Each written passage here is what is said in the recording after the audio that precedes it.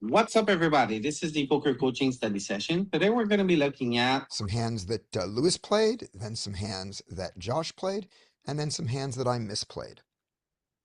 Starting with Lewis and deuces. So this first hand, I'll have deuces. That seems good. I like deuces. I'll go first. Raise to us.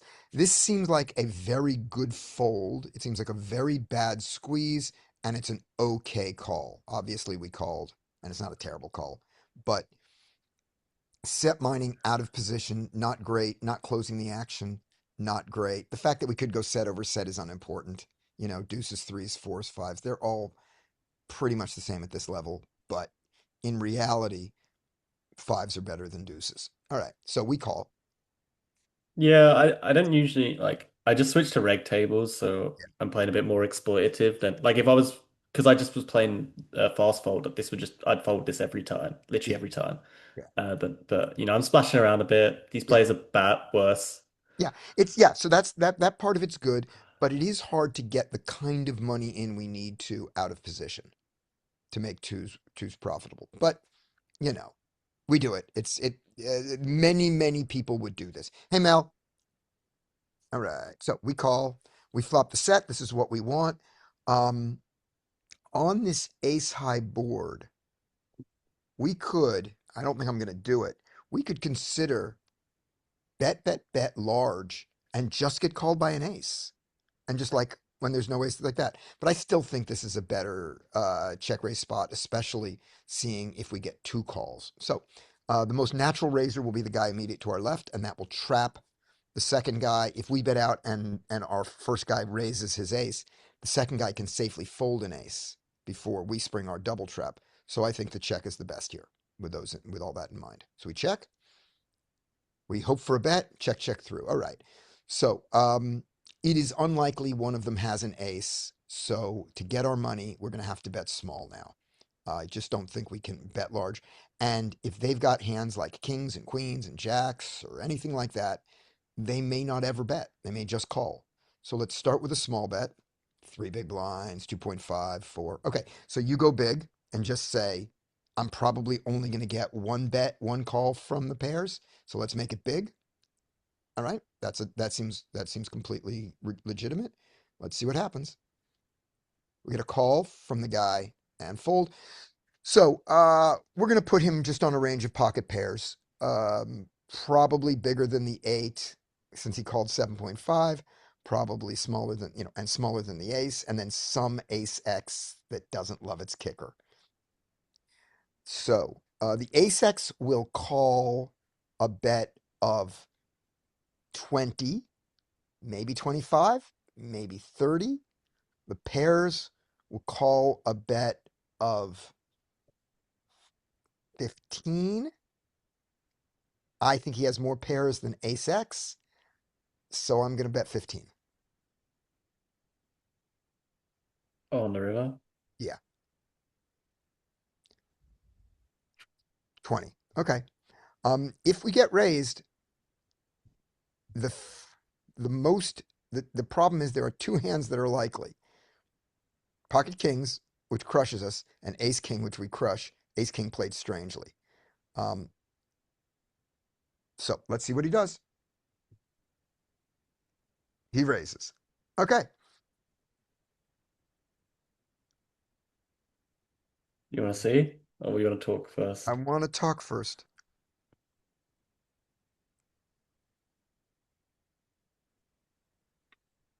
Am I talking through the hand or you, Scotty?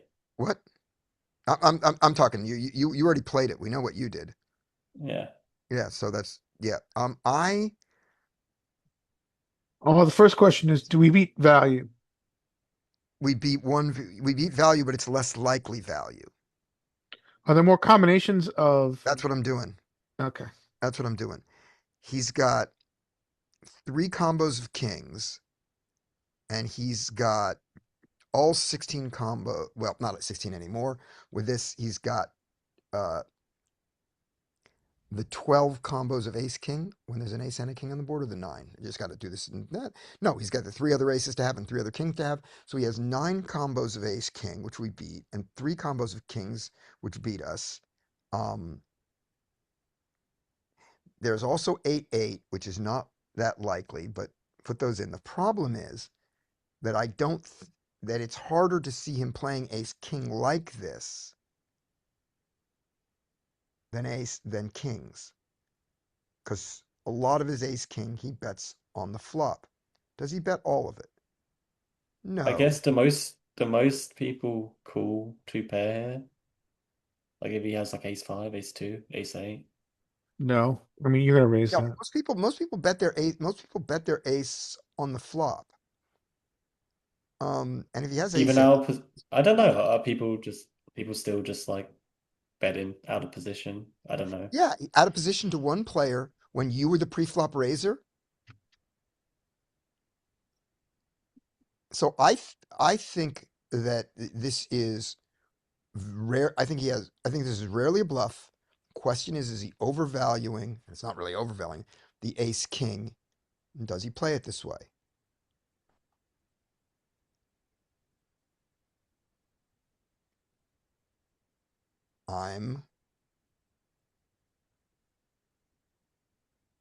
Let's see, I gotta win at 30. I have to win 36% of the time. Oh, I would have timed out Scotty with I this know. maths. I know. Call for the 36. For the 36. Aces, same thing. All right. Ow. Ow, ow, ow. All right, any comments you want to make about that one, Lewis? Uh, well, I knew it was like a rough spot, and I was just thinking like, oh, most people probably jam ace king here. So I'm like, okay, we beat some value, but Yeah. probably mostly losing. I don't know. Like I need to get the pen and paper out, like you, Scotty, but in game I don't have time. Yeah. So there's So 9 combos of ace king, right? Yeah. And there's 6 combos of aces and kings. Right. Plus eights. That Uh, makes eight yeah, I think we discount eights, but yeah. because he didn't raise the turn. I mean, he could easily, Big bet. yeah. I, He I can mean, he have didn't raise the term of eight aces, but I mean that makes sense not to aces raise make with sense. Yeah, aces. I think Yeah, yeah. I didn't even think of aces, to be quite honest. It never occurred to me. I mean, obviously it makes sense now, but I think we generally call. I think there's enough ace kings relative to aces and kings. yeah. So let's just do that. Let's do the number this way. Let's make one estimate before we go on. He has 3 combos of aces. Yes, he has 3 combos of eights. He has 3 combos of kings that I like. I don't like him having. I don't like him checking fives here. You know, I mean he can, but I'm just going to say that. So there's 9. There's 9 of ace king. That's 1-1. But some of his ace king, let's say he plays out half of his ace king, he doesn't play this way. So now it's 2-1 against, and we are getting 36. We need 36, and it's right around 2-1. So yeah, Oh, so 2-1's that's the like rough. 33%, right? Right. Right. If we needed 33% pot odds, that would be 2-1. We're getting it's 36. But that 3% difference is also I said 0 bluffs, put in 1 bluff. Now, does he ever have 3-4? No, he doesn't have 3-4. Um,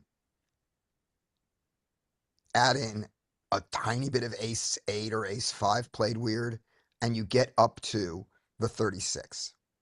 So that's my point. We're going to lose this twice as often as we're going to win it, but that's about break even. You have to believe something that I don't believe to fold there. Hey, At 36. Scotty, I Yeah. have a question. Yeah. Can you elaborate on how you're coming up with the getting to the 36%? Oh, you mean how I got the 36% pot odds? Yes. I looked at it on the screen. Oh, okay. Right. Oh, don't trust the poker tracker pods. We've gone through this before, Oh, Scotty. oh gosh, then let's do it right. Okay, let's do it right. You're right.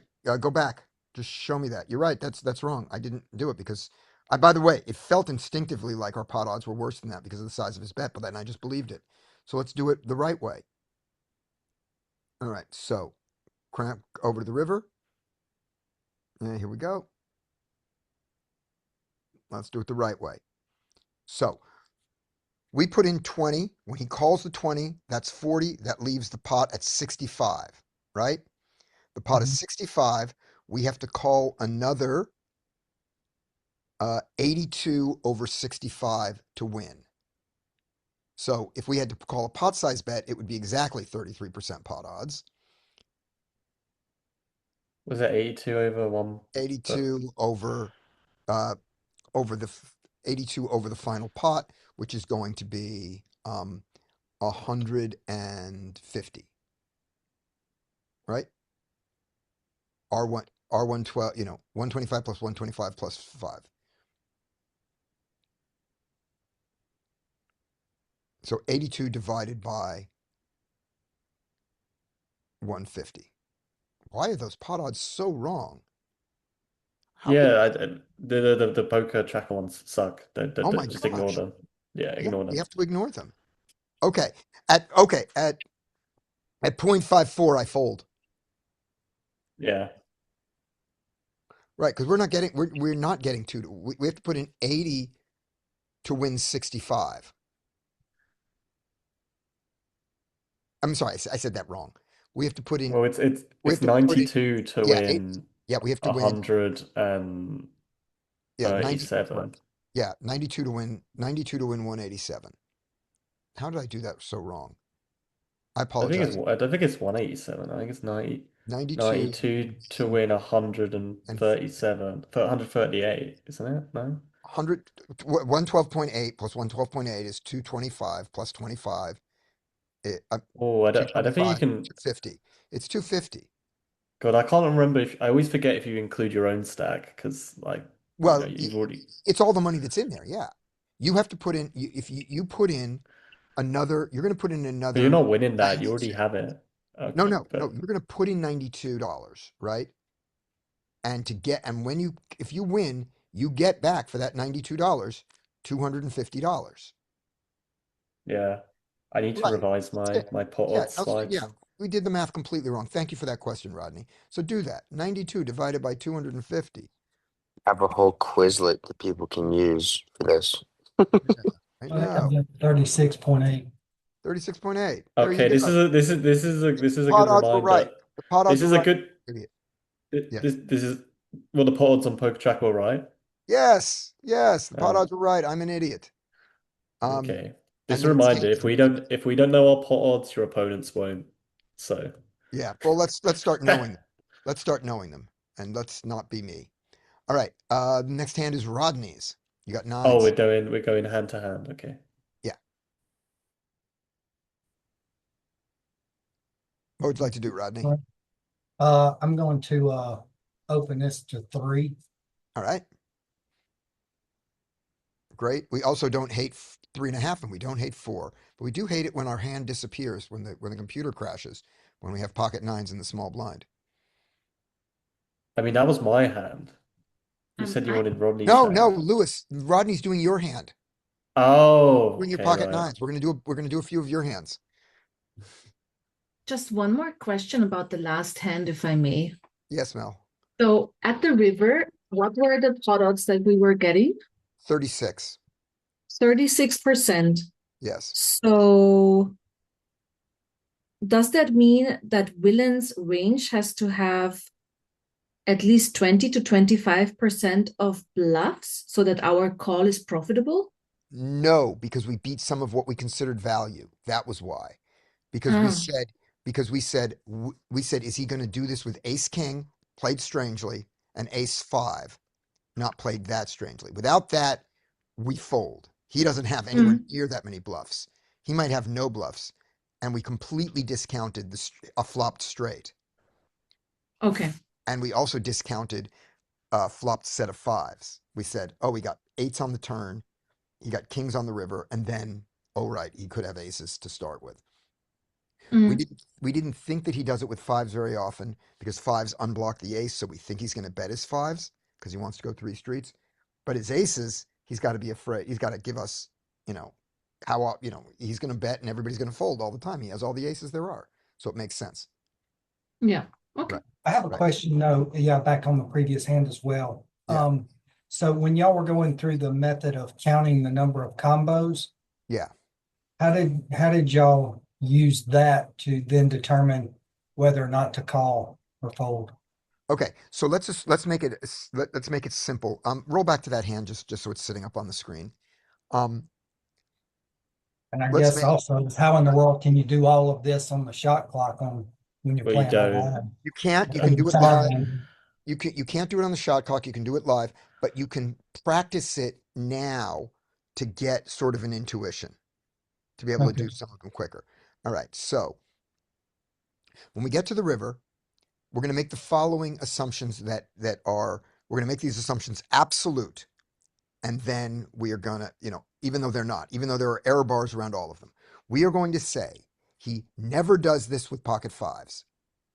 That's an assumption. It's not true. I was We about to just, say, if you're worried about counting combos in game, if you keep a consistent line of logic throughout the entire hand, by the time you get to the river, you would already be like, okay, well, he doesn't have this, this, and this. So how many right, combos of exactly. this, and this does he have? Yeah, exactly. So we go like this. When he does this raise, we say, what hands can he have here? He doesn't have pocket fives. He can have pocket eights. That makes complete sense. He can have pocket kings. That makes complete sense. How many combos of pocket kings are there when there's a king on the board? 3. Right.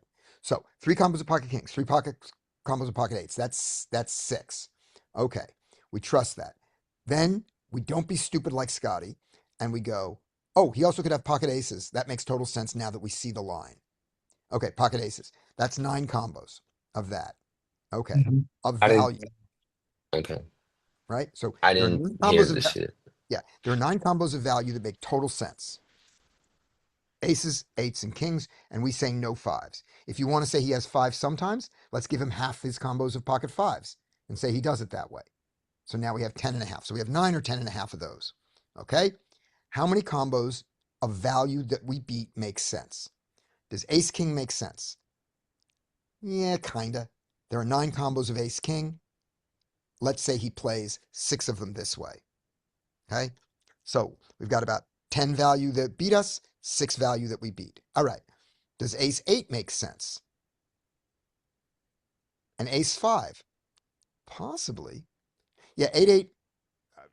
Sure, Josh, but we think he does bet flop on 8-8. That's why we gave him only half of them. Okay. But I'm just saying with this. So when we get to 9 combos of ace king, and let's say the ace 8 suited that he played, 2 more of them. So that's 11. So now 11 combos we beat, 10 and a half combos that beat us, and we're getting pot odds of 36%. Now that's how we do it. Now throw in one bizarre bluff.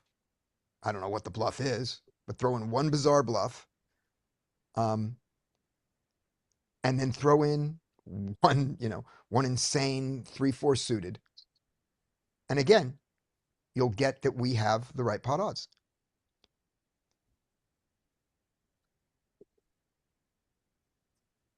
Right. Against ace king ace king only.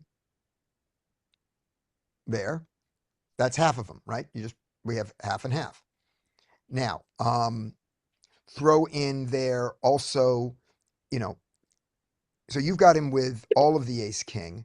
I would give him 50% of the ace king because I don't think he plays ace king this way all the time. I think he bets a lot of his ace king. Can you put that? Can you give him a weight? Does it let you do that? Yeah, yeah. Mhm. Okay. But if we had said he plays ace king like this 1/10 of the time, he has only one combo of ace king that he plays this way. That's our opinion. Then we have to fold because we say he does play 8-8 and king, because 8-8 and king makes so much sense. King especially.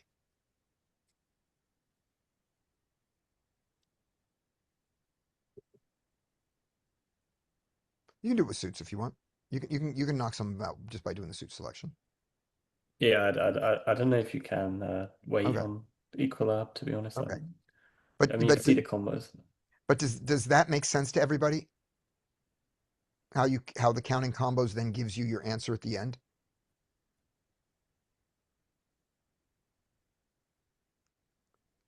Yes or no? Anybody? Does that not make Yes, sense? But it doesn't make sense too. makes sense. I mean, you can display the card removal here. Yeah. Right. So like we beat what 9 combos, lose to Yeah. 9 combos, Yeah. Right. Nine to which 9. is where So it gets the 50% from in the right. calc, right? Right. Now, Oh, okay. click on But ace. this, So just do this. Just take the ace king offsuit out of it. This is the easiest way. Now, assume that he only plays his ace king this often this way. Now watch it. Now watch it drop down to 75-25, and we have to fold. but what if it's only the offsuit? Now, That gives them more weighting, right? right now, we have to call. So it's Yeah. how often you think he's playing ace king like this. Now throw in ace five, any ace five and any ace eight, and you get more and more to the call. It's what you believe he would play it like.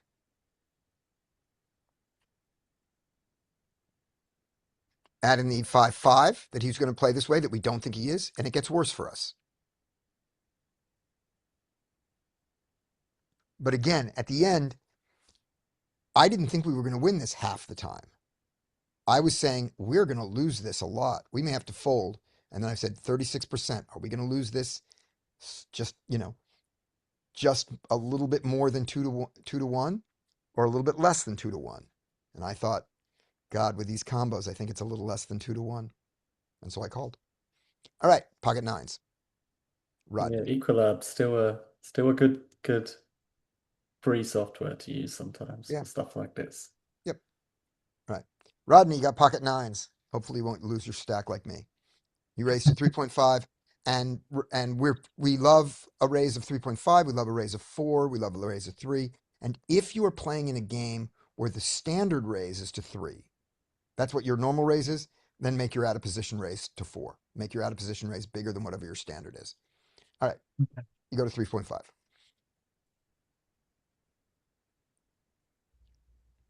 What would you like to do, Rodney? I believe on this particular board, I believe that probably the board probably connects with the big blind's calling range better than it does with mine. So I believe I would check here. Okay. So let's talk about that for a second and see how true it is. Are either of you raising very many twos? You're both really wide. Yeah, I don't think I should have many twos. Yeah, I don't think you have very many twos. I don't think he has very many twos. You both have ace deuce suited. I You have have more king over deuce. pairs. You have queen deuce suited. Are you raising jack deuce suited in the small blind? Uh, to be honest, I'm probably raising all the suited tens, all the suited jacks, all the suited queens. Right. Okay. Just all the way down to deuce. Okay. So, and yeah, he's defending. I think in theory you're supposed to, Yeah. take some of the smaller ones off, but people don't free bet enough, so Yeah. Yeah. I would suspect that this board doesn't favor anybody. That these are blank cards, but you just have the advantage because you have the overpair advantage, I would think. All right. yeah, I don't know So what twos Rodney's big gonna blind check. should have. Yeah. Like Rodney's gonna 4-2. check, which is never wrong out of position. You want to check out of position, great. But LP bets, and that's okay too. All right, let's see what happens. You get raised. All right. So before you answer the question what you want to do, Rodney, what do you think his range is? I'm thinking he's got, a lot, ace 2, king 2, queen 2, Okay, so 2x. jack 2. Yeah, Okay. a lot of 2. Yeah. We don't care what his kicker is so much for right yet. So now we're just going to go. He's got some he's got some x2. Gotcha. All right. What else? I think he's got some 4x as well, or x4. Okay. All right. Do you think he raises most of his 4x, or do you think he calls with most of his 4x? think he would call with that. Right. Okay. Um, do you think he raises all of his twos or do you think he calls with some of them? I think he would raise with all of his twos. Okay. All right. Good enough. Okay. So that's the range we're putting on. And what else does he have? A lot of pocket pairs. Okay. Yep. And those pocket pairs, But are they I wouldn't put him on anything higher than probably, you know, I think anything probably jacks or higher, he's gonna three bet the right? pre-flop. Right. So I don't think he's got pocket jacks, queens, kings, or aces. Right. So most of it, so the vast majority of his pocket pairs you beat, Yes. except of course for the freak pocket fours. Yep. Yeah. Okay. Good. And what else has he got?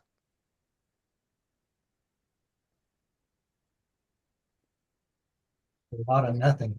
Hearts. Hearts. And Yeah. Yeah. Hearts. He has some hearts. He has some ace five, some ace three. He has some draws he does this with. So against that range, what do your nines want to do? I believe I would fold, Okay. which You're may gonna- be, but that's may not be the right thing to do. But Okay. well, let's see. All right. So if we go back to, I guess the pot odds again, I guess we can look at that, right? So Less here. some- Less here because remember, these are not the pot odds to get to the river. These are your pot odds right now. The game is not over. There's more money going in. These pot odds are not as important. They are important, but they're not forefront in your mind. More important than the pot odds would be the implied odds. So if you had a heart draw here, and you decided to call off things like that, how much more money is there? If you want to, yeah. So would you ever look at it as far as, okay, what's your pocket pair to a set? The odds needed to call? yeah, it's 20, yeah, it's 23 to 1. You're never getting it. Yeah. So You're better off, you would be better off calling here with I'm not even going to give you ace four where you have a backdoor straight. You would be better calling off here with king four than with 9-9. Because king four has 5 outs to improve and 9-9 has 2. Yes, king four yes, 9-9 beats 5-5 and things like that. I'm just saying that if you're counting your outs, those are better. So if so you if we ever think want that to fold, if we think that he would only do this with a 2, then you fold. then we Done. fold, right? You're never getting set mining odds in this situation. If you think he's only doing this with a 2, you fold. If you think he's doing it with a 2, a 4, pocket 5s, 6s, 7s, 8s, 9s, 10s, then you need to Yeah. call because of the number of those. Unfortunately, it's wanna hard fold- to know what Chicken George does on Yeah, 4-2-2. if you want to fold your 9s here, if you want to fold your 9s at all, then a really, really good way to decide which 9s to fold is fold the 9s that don't have a heart and call all the 9s with a heart. If you want to fold any 9s. I don't want to fold any 9s yet because I think that he's doing this with 5, 6, 7s, 8s and heart draws. Let's see what Okay. Lewis does. But in your thing, your fold makes sense and this is the right combo to fold. I get what you mean though. When you bet kind of big and they raise, it's always a scary situation in my experience. Well, then you get real honest on the turns and rivers usually. Yep. We check. Yeah, I would check. Yeah, check. Yeah, we gotta check. So against this bet of 20, Rodney, now I assume since you're folding the flop, and Yeah, I I made think. you call the turn. Yeah, I would give up here. Okay. All right. So Rodney folds. Let's see what Lewis does. Lewis calls. Now, that 2 on the river. So you Ooh. got here Oh, uncomfortably God. because we made you do it. What would you So like to now do the this time? likelihood of him having a 2 is greatly diminished. Yeah. Yeah. So what would you like to do on the river? You check. He bets 41. So I What- think we probably, I guess we need to go back to, okay, what would he have done that with initially? He would have been a pocket pair to go along with the twos, I guess. Well, I don't know. I guess he could have still have fours, but Yeah. we still, We're beaten by a deuce, which he has very few of, and we're beaten by his pocket fours, which still makes sense. And pocket sixes makes sense. Yeah, pocket sixes is lucky. You can have eights, you can have eight, sevens, pocket sixes, fours, and a deuce. Hmm. Nothing else makes that much sense, Right. except for a bluff. All right. So yeah, let's start by fours. let's start by counting the combos. Let's do that exercise since we did it before. How many pocket fours does he have? Three, 3 pocket fours. Okay, this is on the value that beats us. How many pocket sixes does he have that beat us? three, 3. Okay, good. How many deuces does he have? So now you got to decide which deuces he plays this way. one, 1 deuce, but how many kickers does he play it with? Combos. We're playing combo game. So click on the deuces that he can. So click on the deuces that he can have. Now, the ones he can't have are the ones that he would have raised pre-flop. yeah, And I the think ones he he would can't have are the ones he would have folded pre-flop. So tell me what those are, Rodney. You're playing against him. Yeah, the ace two, king two, queen two, jack two. Yeah, just like he's marking there. Okay, suited. What about on the so does he fold 10 deuce pre-flop and all the other deuces? Yes, Okay, good enough. Does he play the 3 deuce? I would not think so. But Great. Okay, let's leave it out. Leave out 5 deuce and 4 deuce because he doesn't sim. And on the offsuit side, ace deuce offsuit. Did he call it with Yeah, that? Yeah. yeah, I give him that. Yep. King deuce offsuit. No, Okay, good enough. So here's the range that beats us. And we count the combos. We got 3, 3, plus 8 on the suited side, plus 6 on the offsuit side, right? So that's another 14. So 20 combos beat us. All right. What's he got on now? What has he got that he plays this way for value? That he plays this way for value that we beat.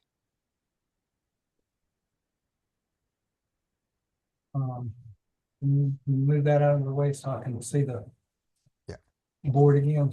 Yep. There we go. Yep.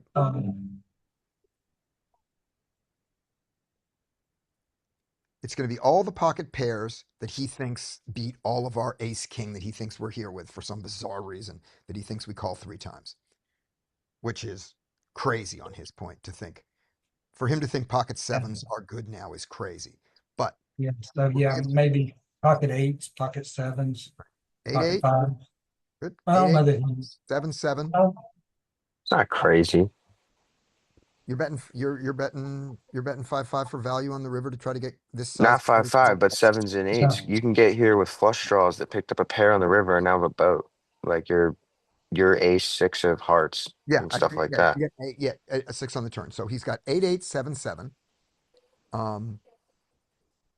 yeah, And he's got king six, king. I guess really a lot of when you think about fours as well. right. Suited, suited ace four, king four, queen four. Do you think it bets the river? He's trying to get caught. His king 4 and his ace 4 only beat our ace high. He's in position. Do you think that he bets 41 for value with ace 4 and ace 6? No. Yeah, I don't either. I think that I think on the river, if they're thinking it all, they go, okay, at this point, although they have the best hand a lot, we always fold our ace high. That we fold our heart draws here. So they don't bet those. So 8s, 7s.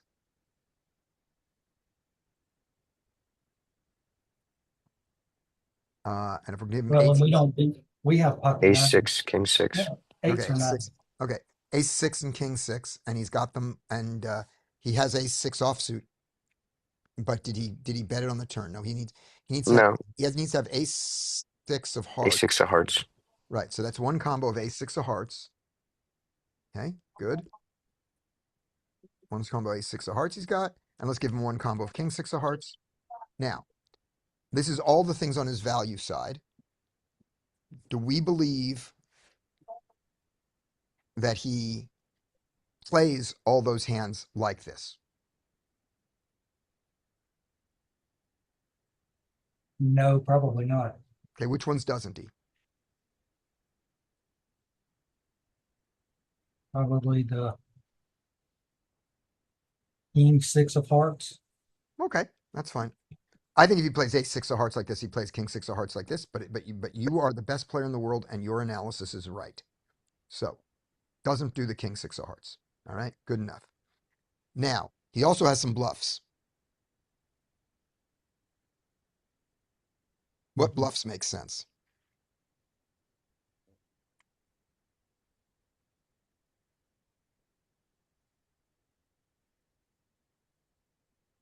Really don't know. Okay, Um, Melanie says ace five. Yep, ace five, offsuit and suited. Okay, put that in. yeah. Five, Yes. offsuit and suited. I like it. Okay. And Next, the straights. yep, I also like heart draws. Lots of heart draws.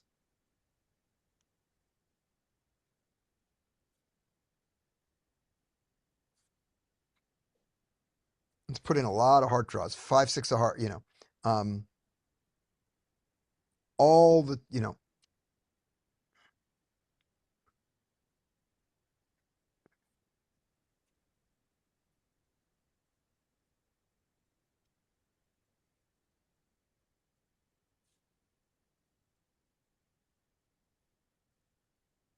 yeah. Now these have to be heart draws that he called with initially. Okay. So Now how would we count the heart draws we for start, the well, combinations? we put in all the heart draws that he had, and then we say, how often do we think he's doing it? So you just count the number of heart draws that, remember, he's got to call with them pre-flop and not raise with them. So he doesn't have ace king and ace queen and ace jack and ace 10. He doesn't have king queen and king jack and probably king 10. So they've got to be calling heart draws. And he can't have folded them pre-flop. So it's not going to be deuce three of hearts. We've already said he doesn't have deuce three of hearts. Probably doesn't have deuce four, deuce five, deuce six, deuce seven. Like that. You want Now, any more? I just put random ones in. I mean, yeah, probably do you want the nine high? throw in the suited connectors. Definitely. Throw in suited connectors and suited gappers they get here. Just straight down the line, 9, 8, 8, 7, all those down to the 5, 4 and things. Right. Great. Now, with this in mind, when we look at this range, if we think he plays them all like this, then we count all of them. 1, 2, 3, 4, 5, 6, 7, 8, 9, 10, 11, 12, 13, 14, 15, 16, 17, 18, 19, about 20 of them. Okay. Now, let's just start with that and add together our combinatorics. So we're beaten by 20 combos. We beat 3 8s, 3 7s. That's 6 plus 1 plus the ace 6 of hearts that we said there. That's 8. We beat the ace 5s. That's another 12. And about 20 heart draws. If that we believe he Wouldn't plays. you say 3 8s and 3 7s? I'm sorry, 4 8s, 6 8s and 6 8 sevens. I was about to say, You're right. I'm just wrong. Yeah, we need to do a basic we need counting to. combos class Right. and And not, pot and not have me lead it I'm because with I you, get it wrong man. all the time. Yes, I was exactly. sitting here, I was like, wait, am I wrong? I was like, no, you have No, 3 I'm always combos. wrong. I'm always wrong. I'm just really, really confident. Yeah, you're just very confident in your wrongness. Right. And so against this range, we call. Now, give him half, say he No. doesn't continue with his heart draws. We raise? So he already triples off barely Right. Now, a if you low say, percentage of the time. right. Now, if you say that he doesn't do this with the heart draws, if you say that the only heart draw he does this with is going to be the ace five, A six of hearts. ace six of hearts. All right. Give him those two. Now let's do it. Take out all his heart draws and see if it's worth it. If he doesn't bluff hearts. Wait, sorry. Yeah.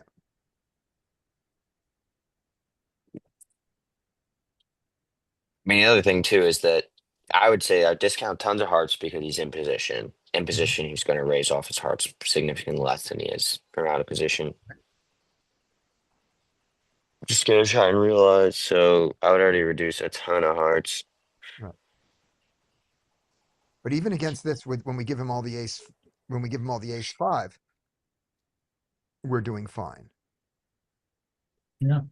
So take out the ace five bluff.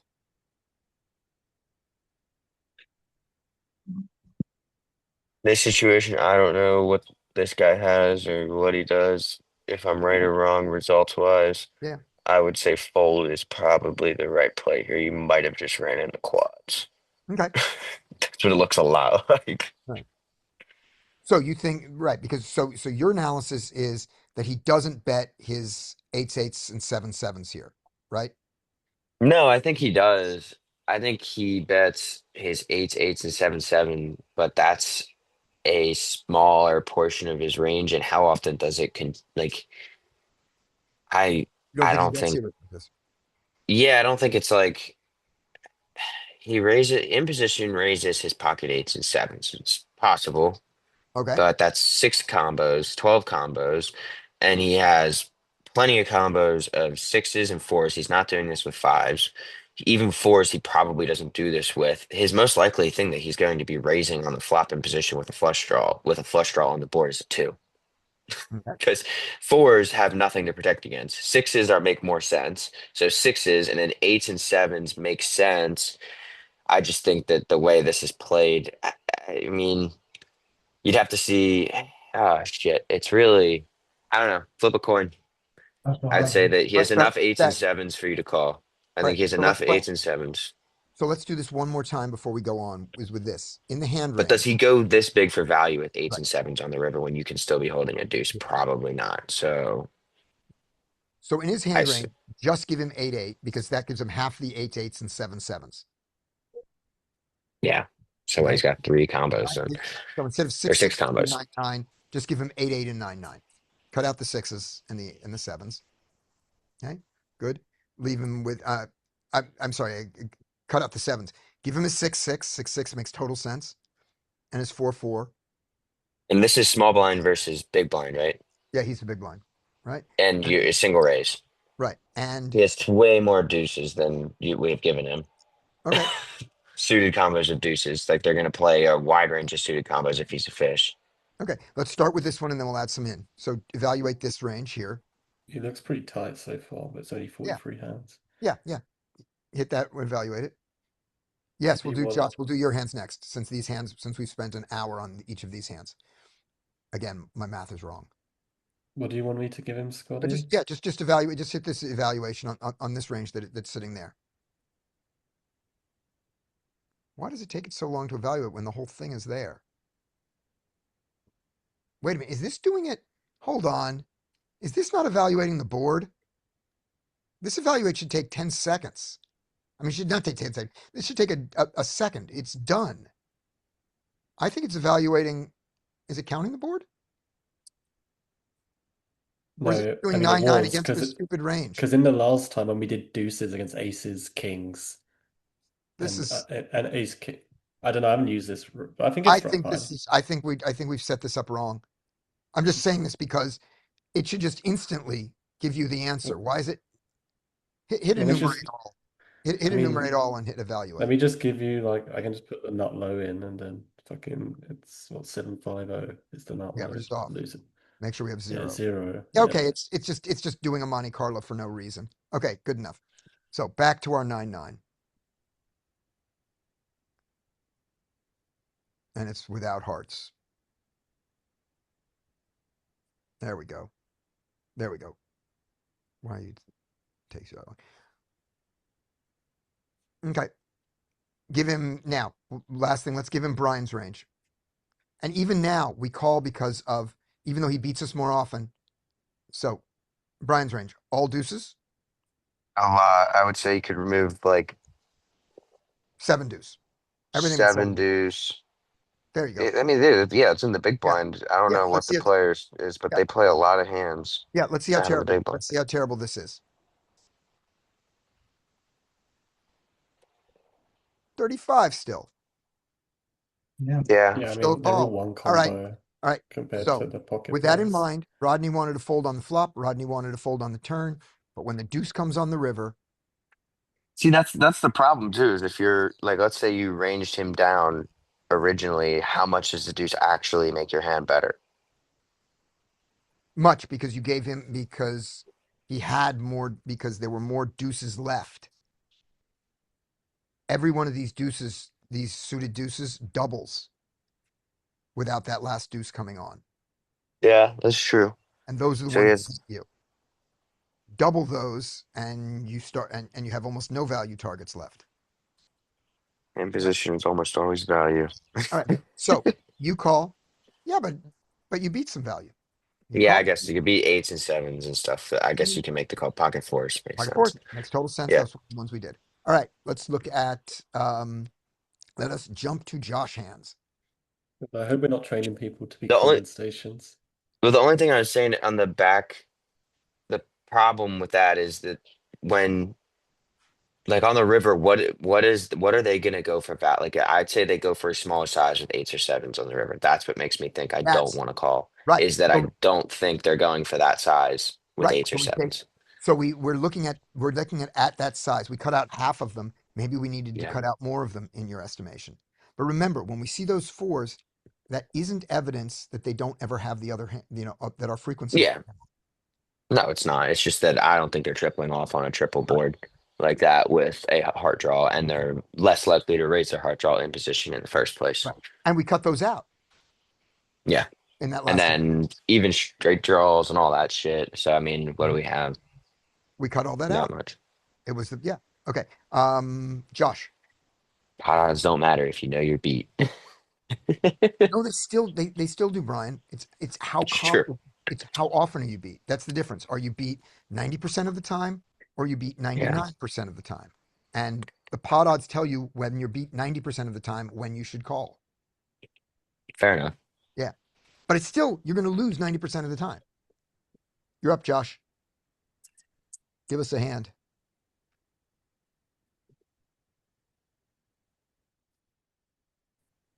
Josh. All right. Josh is dead. Oh, here he is. Josh is I here. Hi. Yes, one Josh. other question, Scotty, too, is when you make that call, you're saying it wasn't you, but like when you make that call, you're saying he's gonna under triple and he has enough bluffs here that I can play Fifth Street chicken with him. And when he fires on the Fifth Street, do you still want to call? Oh, but we weren't doing it again. We were doing it against saying that he was overvaluing the eights. Okay. That he could be overvaluing other things too. Right. Okay. Yeah. If you cut out the eights and the bluffs, it's an instant fold. You Okay. get nothing. And that's what you said. You said they Because I don't like to call the that flop. side. Yeah, I would call the flop, call the turn, river fold, because I Yep. would say I'm playing Fifth Street chicken right now. And if Mhm. this guy runs it across 3 streets, I'm beat and I'm out of here. Yep. And Rodney's folding the flop because he doesn't have a heart. Fair Because enough. he wanted to fold. He wanted to fold 9 some of the time. And if you're gonna fold some of the time, fold the ones without a heart. What happened to Josh? Oh, you posted him in the chat. Okay, let's go. Okay, I'll take the screen here. All right. Thank you, Josh. All right. We are sharing my screen, and I am going to grab Josh. I got to go back to Zoom, go back to this. All right. Lewis, you get Josh's first hand. Here we go. All right. Josh, boom. Here we go.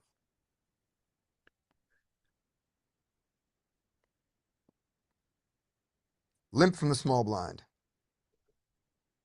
Yeah, I'd make it like, I don't know, $10. Okay, perfect. That's what he does. And you get a call, thereby demonstrating that $10 was a reasonable size. If you get a call for $15, raise to 15 with king queen. All right. Two hearts. He checks to you. Uh, I mean, not a great board, but I'd bet like we can continue even if we get check raised, Yep. and build the pot in case we hit as well. And he's got, I don't know, King 7. Right. Okay. There we go. We bet. You bet. Oh, I should have asked you what size do you Oh, like? yeah, I like small. That's what I Okay. like. Okay. So Josh went big. And do you hate big? Mm, I mean, I'd prefer just to bet small. I think Right. big's like, I mean, we could have all the sets to be fair. I don't know. It depends. Do you raise if you raise all the pocket pairs and 8-6 as well, then yeah, you can bet Yeah. big. Yeah. Now the thing is, with locked up in solver land, when the board has locked up equity, we tend not to bet. It pushes our bet sizes smaller. We would have no over bets on this board. We could go down, and go down to probably our biggest bet on this board would be half pot in solver land because he can have 6-8. He can easily have 6-8 and play it this way. It's not so much that we can have it. He calls. All right. 5. He checks. What would you like to do against the 5? I'd check back now. Like nothing's like if he's got a 7, he's not folding. If he's got 4, he's not folding. 5, not folding. Yep. Yeah, yeah. I, Yep. I, I don't think we can get. I mean, ace high is gonna fold. I think. I mean, worse flush draws could call, but I prefer to check. Yeah. Yep. And the other thing about the 5, just to say it out loud, do you have very many 5s that you bet? If you had a 5 here, would you have bet it most of the time or checked it most of the time? Or about even? If you had a 5 on the flop. I'm asking you, Lewis.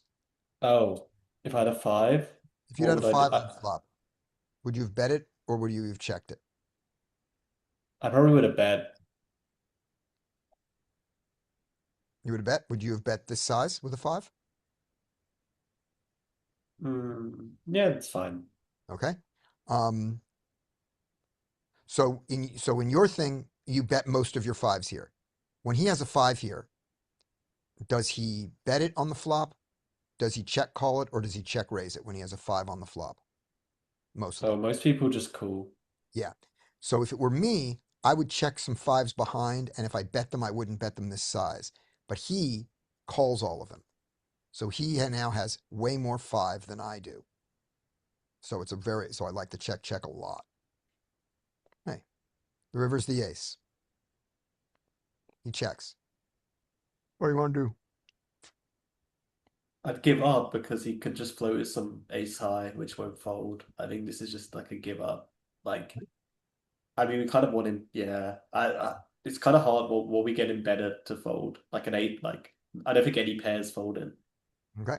Well, I mean, maybe like a 4's folding, but realistically, how many 4's does he have? Probably not many. Is there an amount you can get a 7 to fold that would have played this way? I'm serious. I don't know. I'm trying to, in my own game, I'm trying to bluff less on paired boards because people don't like to fold on paired boards. Okay. Right. Okay. I mean, I don't know if other people experience it, but yeah, I've bluffed a lot on paired boards and they don't like to fold any 2 pair. Yeah. So you can, if you believe they're not going to fold because the 5 paired, and I don't see why that's true, but but we have said this. Someone has said this many times, and I've disagreed with it every time. But if you believe that, not a great bluff. If you believe that a 7 will fold to an ace, you can. Do you have any showdown value here? Yeah, for You got sure. a lot. Like, You got a lot. I mean, I feel like betting here is just like you're in that kind of mentality. You're trying to win every pot. Like, what when you say, "Oh, I'm gonna bet to fold off a seven," I mean, God, I mean against anyone competent, like the ace doesn't hit you. You probably check a lot of your aces on this board, ace highs on this board. Like I don't Well, think they're you're probably betting not many. competent. Don't. Yeah, They yeah, are unlikely to exactly. be I mean, competent. So what is the, but what, like if you were gonna bet and say like, hey, I need a seven to call, how much would you, what size would you use? You wouldn't jam. You have an ace. Let's have ace king here. Like you wouldn't jam, would you? no, I'd So never do then you that. have some sort of fold equity against Yeah, a seven. yeah, That would mean you do have fold equity against a seven. yeah. You I fold that mean, seven. if you, yeah, you need to be a braver man than me to jam here with my king I'm not high. saying jam, I'm saying, but like what size would you use if you were targeting a seven? You You wouldn't say bet. they're gonna, You wouldn't bet 100. If I'm targeting a seven, like probably like three quarters, I think. Right. so you would bet 35-ish. Yeah. Yeah. So look. So why not go 100? Yeah. Well, that's a We real might question. fold a seven for 100. I don't know. Exactly. That's what I'm saying. That's Yeah, the yeah, point. yeah, yeah, yeah. I mean, you can. Yeah, Yeah. it's yeah. So They're gonna have an ace a decent amount of the time, I think, Think- as well. You think they don't come out and lead us some portion of the time with their ace here on the river? they open limped. They are not heavy with aces. I mean, For the yeah, most part. I agree that they are going to have aces here some portion of the time, but that's, I mean, the amount of time that they have aces and the amount of time you can get 7x twofold when you bet 100, I think is like makes it very profitable to run it. Right. Yeah, Now, but I mean, maybe we can more check frustrating. and win a decent Yeah. Yeah, amount of that's the the other time. thing too, is Right. I'm gonna say that you do have showdown value as well, but Yep. the way that they play this makes me discount some of your showdown value. Yeah. Because like it seems like they're gonna have a lot of showdown value here that beats yours when they check the river here. And I'm, you have to. Oh, so you have to consider whether you're going to try to turn it into a bluff. You should always ask that question. And so the first thing is, you know, if there's no number that they will fold to, you don't turn it into a bluff when you're asked what their range is. You have to look here and go, how likely does a five play this way after you check the turn? Probably not a lot. So that makes the bluff good. We think he has not got a lot of fives. Our hearts make the bluff worse because it's easy for him to get here with hearts, and we have two of them, so we don't love that. And our king queen beats all the draws, and we love that. So did that's like these bad people ever think, "Oh my God, an ace comes. I got three of a kind. I'm gonna check because he should have aces." no, no. We don't think he's. We Kill don't think he's. We don't think it's I'm gonna ace. check jam. They they generally play as in I have a strong hand, I put money in the pot. Yeah, So Yeah, it's yeah. like when they don't have a strong hand, they're not throwing money in the pot. yeah. So So you can significantly reduce the strength of their range when they're not blasting money into the pot. yeah, Oh God, we picked the worst of two worlds here. yeah, exactly. This is Yeah, not. This is, we don't this think. is Valley of Brian. Yeah, this isn't big enough.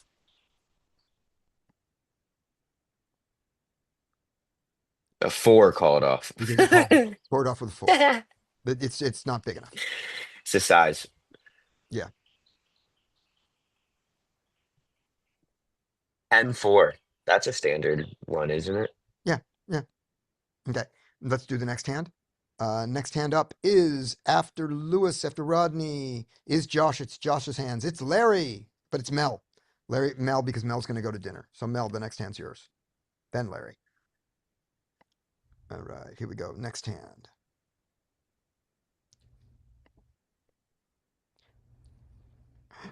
I'm waiting for the hand where you call it. This is Valley of Me. All right, A6 suited Mel, and Oh, there's the raise. What would you like to do? well, I guess since we're playing the hand, we're going to call. No, what would you like to do? Start with that. Then you're going to play the hand. Okay, so I would fold this hand. This is a great fold. This is such a good fold. 7.5x. You don't have to play any hands. All right, but you call. So that's the first thing, Josh. Just fold this. They're going 7.5x. You're not bored. Yes, they're donkeys, Josh, but that's the point. Their donkey mistake is 15, and you have just joined them in the trough by playing a hand that is not particularly better than their range. You can make money by simply out-handing them. And ace-6 suited is not in your out-handing thing. You just fold this. You play when they're going to 15 big blinds as their opening range. I'm sorry, if not 15, 7.5 big blinds, $15. When you are doing that, when they're doing that, you get to play half the hands, 40% of the hands that GTO says, and still be ahead. When they're doing this, you should always be ahead pre-flop. All right, here we go. You call. All right, you called. We're going multi-way. See? See how unhappy you are? All right. It goes. Check. 35. What would you like to do, Mel? Fold. Right. Okay. There's just so many more ace X with better kickers. We're probably already behind. King 10 is there. Any two pair.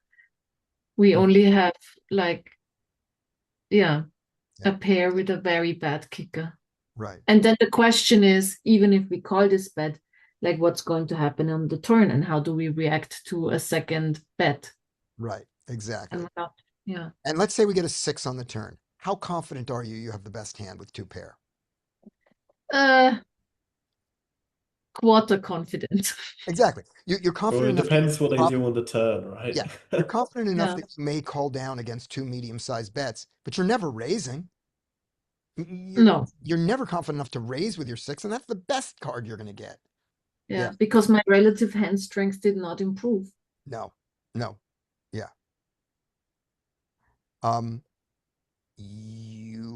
Do you hate calling here if this guy folds and it goes and just hoping for check, check, check, check?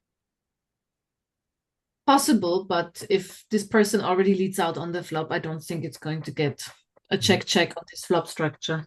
Right. Okay, great. Then you need to fold. Now, I don't like hoping. I don't like the one call and hoping for check, check, river. I don't, check, check, check, check. I don't like it. I don't know that I hate it. I don't know that it's a bigger mistake than the pre-flop call, but I think this is a really good fold now. Yes, some people see bet range. They do. Into two players, some of them do. But you're not even closing the action, but you do have position. So having made the first mistake, I think, yeah. I think we make one more mistake and then lose $35 more. There we go. Oh, we are done. We are so done with this hand. And that's the problem with being in the sandwich. If we were here and we had gotten this call, we could have folded. So that makes it even better. No, you're not going to be happy if an ace comes on the turn. You're not going to be happy if it goes ace on the turn and a 6 on the river. There you go. Now, if it goes check, check, check to you, which is what we're hoping for, great. That's interesting because if any of the players would have had king 10 or an ace or a flush draw, maybe even, I think they would have continued. Except for maybe the small blind. I mean, they could just continue with a check here, and then go for a check raise or whatever. But I would not do anything fancy here. I would just. You're going to downgrade the number of aces that this guy has, right? That the initial raiser has at this moment. But he could have a queen. He could have a jack. I'm still beat. I'm still beat. Not by a queen or a jack. You mean he could have ace queen or ace jack and be slow playing? Yes. You beat a queen and a jack. You did before, yeah. He could have a straight, which he decided it's not good enough to bet now, right? And this guy can easily have an ace and play it this way. This guy can easily have ace 7. which you chop with. That's the one good thing. You at least chop with with the 7, 8, 9, and 10 ace now. That's good. That's the best thing. Which he also shouldn't have called, but okay. So, Yeah. would- Yeah. I So don't let's see. know. We check. We like the check, Josh. Everybody likes the check. And the river. Yeah, I don't know if I like the check. You don't like the check. Okay, we'll talk about that in a second, Brian. Because you didn't put it in the chat, so you lose your. I said, Did you? Okay. that was my Okay. when everyone said check. Right. Okay, so let's see what happens. Let's see what they do. If they check to us, of course we bet. He bets 60. He folds. All right. Hmm. 60 into a pot of 212. 60 into a pot of 200. Of No, 272. of 152. Of 152. It Oh, counted. 152. Yeah. Yeah, it counted it in this one. Hmm. What is his range? But still, yeah. Obviously, the Nice. very strong hands we should eliminate because he should have three-bet them. So ace queen, ace king. Obviously, I think what he's doing here is trying to get away with like two pair. It's very late to come now and start betting king 10. I think he would have had to put the money in himself from the very beginning. So I discount that a little. But in any case, whatever, like maybe it doesn't even matter what he has because we know what we have. And there's only one like ace queen. If he has ace queen, okay, then we're screwed. And if he has ace jack, we're also screwed. Right. We'll take away. Let's take away half of his ace queen because half of it at least 3-bet pre-flop, right? Should have. Yeah. Right. But ace jack didn't have to. It didn't have to, but on the turn, nothing happened, right? Yep. Check, check, check. Yeah. So that also makes it unlikely that he had ace check. Yeah. But if he's in any slow play mood with his ace jack here, for whatever reason, here he hopes that this guy continues to bet. Now he's going for a check raise. But he doesn't get to get it in. Yeah, it doesn't happen. Right. The size he uses though. Yeah. Does that feel like But then, it's to you? I mean, the sizing, if he would really have ace jack, why not try and go for at least half pot? Because it's not even a half pot size, right? Yeah. Exactly. That's what I'm saying. We don't think it's ace jack. Yeah. We don't think Yeah. it's ace queen. Yeah, so in which case, I think we can disregard that. And then the question is now, okay, we have ace6, and how much do we think he would be willing to call if we raise him? Where's his range that bets the river? Probably a lot of ace X, right? You mean he's got a lot of ace-x? Yeah, you think he's got a lot of trips here because he probably doesn't bet a lot of queens and jacks on the river, right? Yeah, I mean, for trips, you could do like. Would you try and get him to fold 3 aces here? How much I would bet to get him to fold 3 aces? Yeah, if you Yes. had ended up here somehow with king jack of hearts and decided that your jack blocked one of his full houses and you were going to bluff, do you think you could get him to fold? And if you jammed, do you think he's going to fold an ace?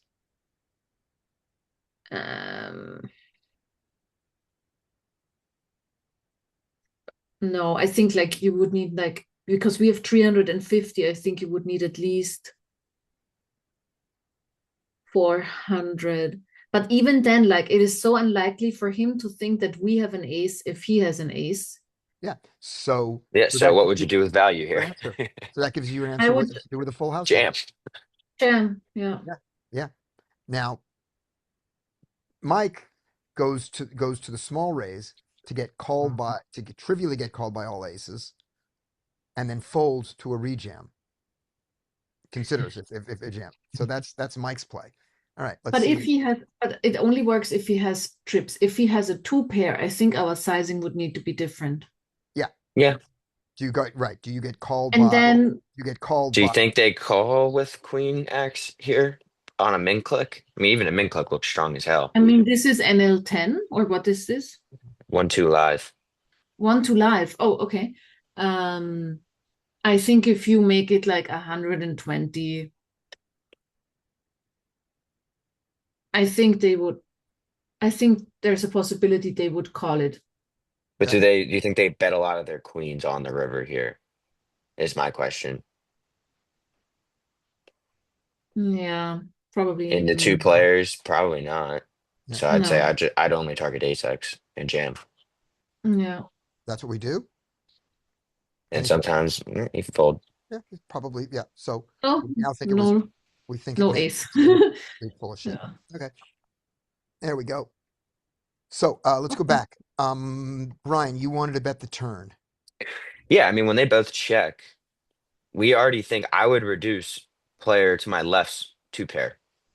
Like his ace jack probably check raises the flop here with on a super wet and dynamic flop. His straights probably check raise the flop. So the only player that we would say is going to have a ton of 2 pair here that earn boats now is going to be, player 4.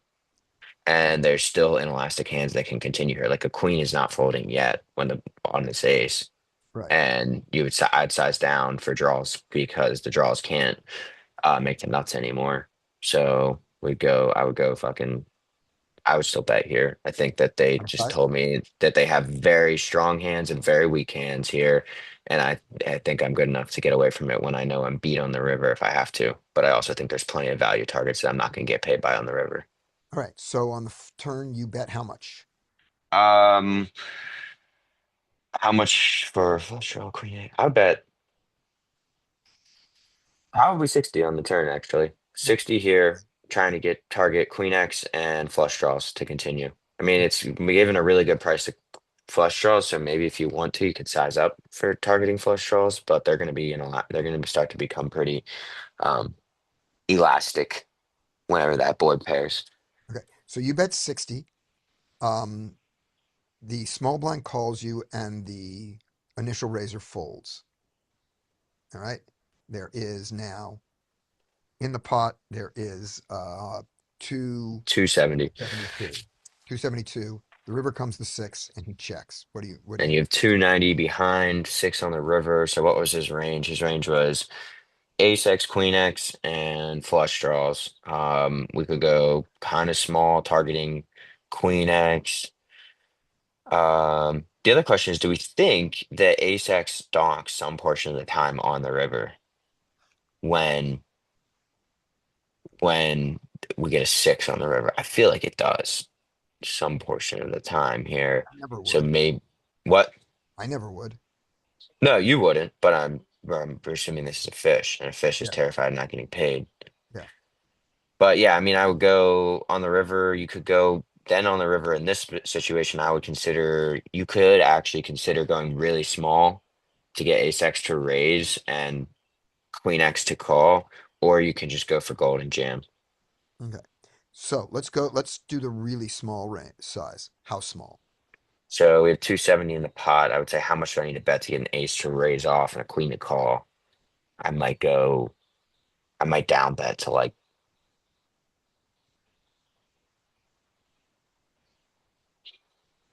probably, I might go same size again. I might go 60 Yeah, I think again or that's 50 again. Yeah, I think my 30 was wrong. I think 60. I think 60 again. And I think queen X calls for 60. And I think that ace X can re-raise there. I think XX definitely re-raises for 30. Yeah, definitely. And a queen Right. X definitely calls. So maybe 45. Right. And then you just go when they play an ace queen or an ace jack like that, I just lose all my money in this order rather Yeah. than some other order. Okay. Yeah, which is fine with me because I already reduced a ton of ace queen and queen jack and ace jack. Okay. Sounds good. Thank you, Josh. Anything you want to say about the analysis other people did about your hands? If you want to type it in, type it in. Let's go. If nobody else has a hand, we're going to go back to Lewis's hands. You're welcome, Josh. And next one up on Lewis is Larry. All right. All right. Okay. Oh, I'm sorry. Let me do this. Let me decline. Let me stop sharing. Now take it, Lewis. I forgot. All right.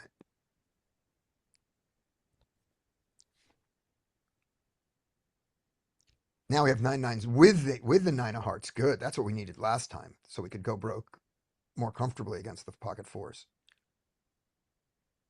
This is a better squeeze, I think, than a call. Good. So I'd go about 14. Okay. Yeah. This hand's against the same villain as the last hand. Which was the 4 4. Yeah. Okay. Good. All right. I think we mostly see bet here. What size? I would like to go about 10.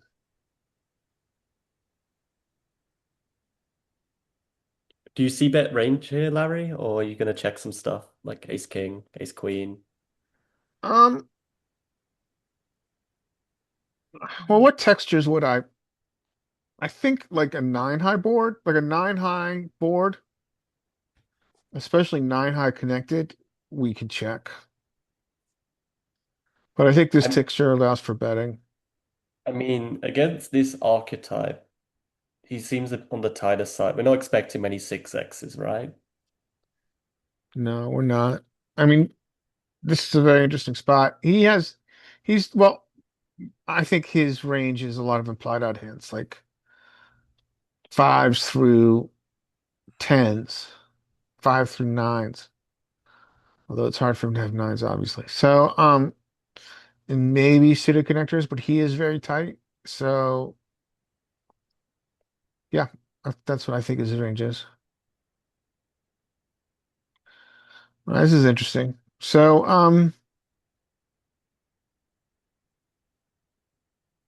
very hard for him to have 6s. Against a tight player, it's very hard to understand what this hand is, except 5s. 6. You don't see 6 7 out there. Yeah, maybe 6 7. And of course the horrible 6 5.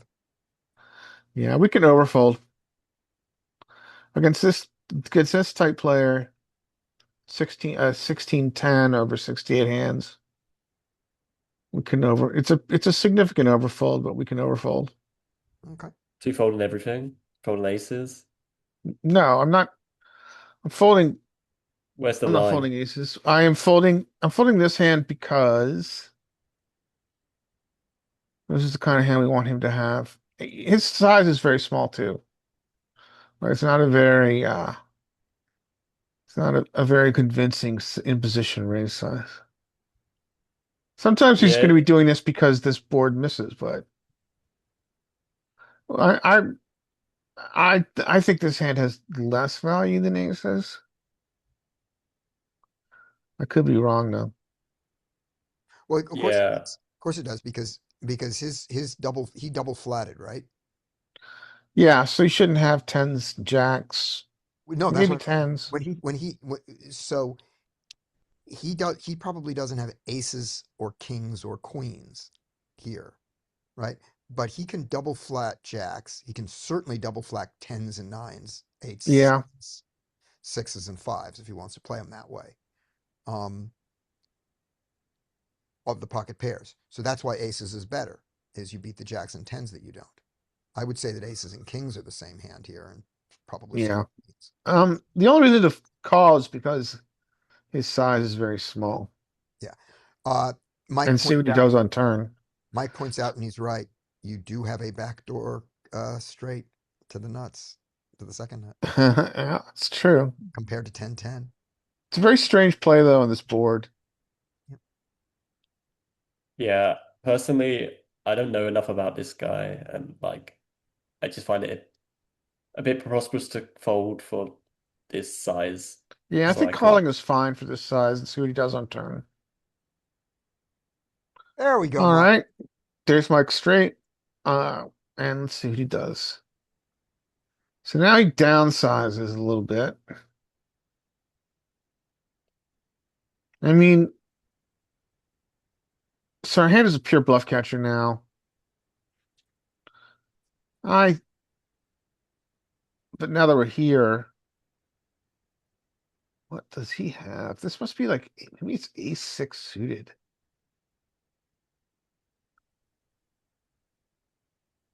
Um, it's such an attractive price. The problem with our hand is I guess now that we do have outs to the 8, we call the small size. Now, let me say two things about that. First of all, I agree, and second of all, that of the sixes that he has that our eights allow us to beat, they are 5, 6, and 6, 7 are the most common. Yeah, well, we Not could be 4, dead. 6, 6, 8. Just saying that they're, Yeah. ace 6, ace 6, 5, 6, 6, 7. Those are the most common sixes. All right, let's go. See, I done something none of you recommended. I stuck it in. There's so much in the middle. You know, Well, at least I I think he's gonna call. I think we're seeing he know. has. I'm gonna guess, is it 6-5? I don't know. If he folds, Oh, why did we stick it in? Well, if he's got some random bluff like high cards, which decides to go odd nines, kind of needs protection. And like there's already 68 in the pot. Like I don't know, cooling, there's just so many bad cards and the pot odds are gonna be like so low. Like say we call, what is gonna be like well, it'll be like 100 with like 67 Yeah, back. you're right. I mean, it's gonna be really I mean awkward on 100 with river. it'll be like 100, it'll be a half pot on the river. Um okay, but now, okay, so it's gonna be a half pot on the river, But that's and that's twice this, and that is this. And if you do this call and you fold the river, you know, that's a $50 mistake. And if you do this and you're wrong, that's $100 mistake. It's not it isn't a small difference. Just saying that you can call here and fold the river and still not feel, oh my gosh, I've put in so much money, I can never fold the river. If you Yeah, this is believe, a really tough hand. if you believe I he's not what's triple, if you believe he's not triple barreling with the hand 7, 8, and he decides his 7 is good on the river, and that was his bluff. He's not triple bear, I kind of feel like if it comes like deuce, three, four, like you kind of have to pay for half pot. I don't know. I mean, maybe not. Maybe I'm wrong, but I do not see I don't see why this is good. And I made well, a very similar mistake to day before yesterday. And I just as a don't result, like your reasoning. You're saying if he's doing this with two random overs to deny equity to them, it's like, yeah, they can hit sometimes, but fuck, like let them blast into you. yeah. If that's what you think, like if part of your read is this guy's gonna blast into me with bullshit, then let him blast into you with bullshit every once in a while. You're gonna get outdrawn. All right. I think it's gonna call. Group, let's have a game here. All right. What do we think his combo is? I am gonna go with ace Uh, 6. what happened on the flop and turn or on the flop? Floppy in position raised us clicked us it's a essentially. squeeze, He min raised, button, and then cold cooler calls, then he So clicks it. main click back. So min he's click got back, sevens, 14 seconds. eights, nines, tens, jacks, some portion of queens. He has less 6x and his fives. Yeah, I mean, this is already not great. Right. But now look at his Um, turn size. All right, seven, he goes really small on a seven. Why did he go small on a seven? because he voted up. Eh, yeah, that's one possibility. I mean, I I it's, think I think it's I think let's go. Ace I say ace six. I say ace six. Okay. I think we're drawing very slim. Yeah, I think he has an overpair here a lot, like Mike said. All right, pick a pair. Uh, Jacks. 8. Jacks, tens, tens. tens. All right, we got jacks, tens. What do you think, Scotty? 8s. Eights. All right, let's get the reveal. Oh, he Oh, folded. ho, ho, He ho. folded. What a crazy See, ass this is bluff. great if he folded jacks or tens. No I don't one's know if that What folding was the jacks and goal. tens If here. the I mean, goal was to get that crazy to fold, ass I like bluff. the play, kind of, not really, but if I don't like it for just denying equity, I don't think it makes sense. Um, yeah, I mean, you might have folded out tens. mm, If you did, you're the greatest player who ever lived. Yeah, that's why I kind of liked the jam at first, and then I realized I looked at his numbers and he's really tight. So then I was like, I don't think he'll ever fold an overpair now. Whereas if it was some kind of like aggressive, aggressive thinking player, he might consider folding an overpair like jacks or tens.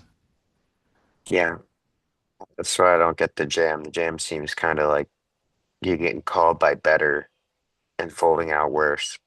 I mean, yeah, maybe. the one indicator that um he has a bluff is his size on turn. Yeah, His size on turn is very weird That's why I wanted in, to call. in relation to what he's repping. Yep. that's what makes a call really good. Yep. That's why I wanted to call, not raise, and Yeah. not Have you fold. guys ever seen That's what I'm someone saying is flip? we I put, fold worse, we get called by better and fold out worse. Yeah. yeah, but then, I mean, even if he's got something bad, is there any value in like equity deny? And if he's got like Queen Jack or something, I don't know, maybe not. Pocket fours,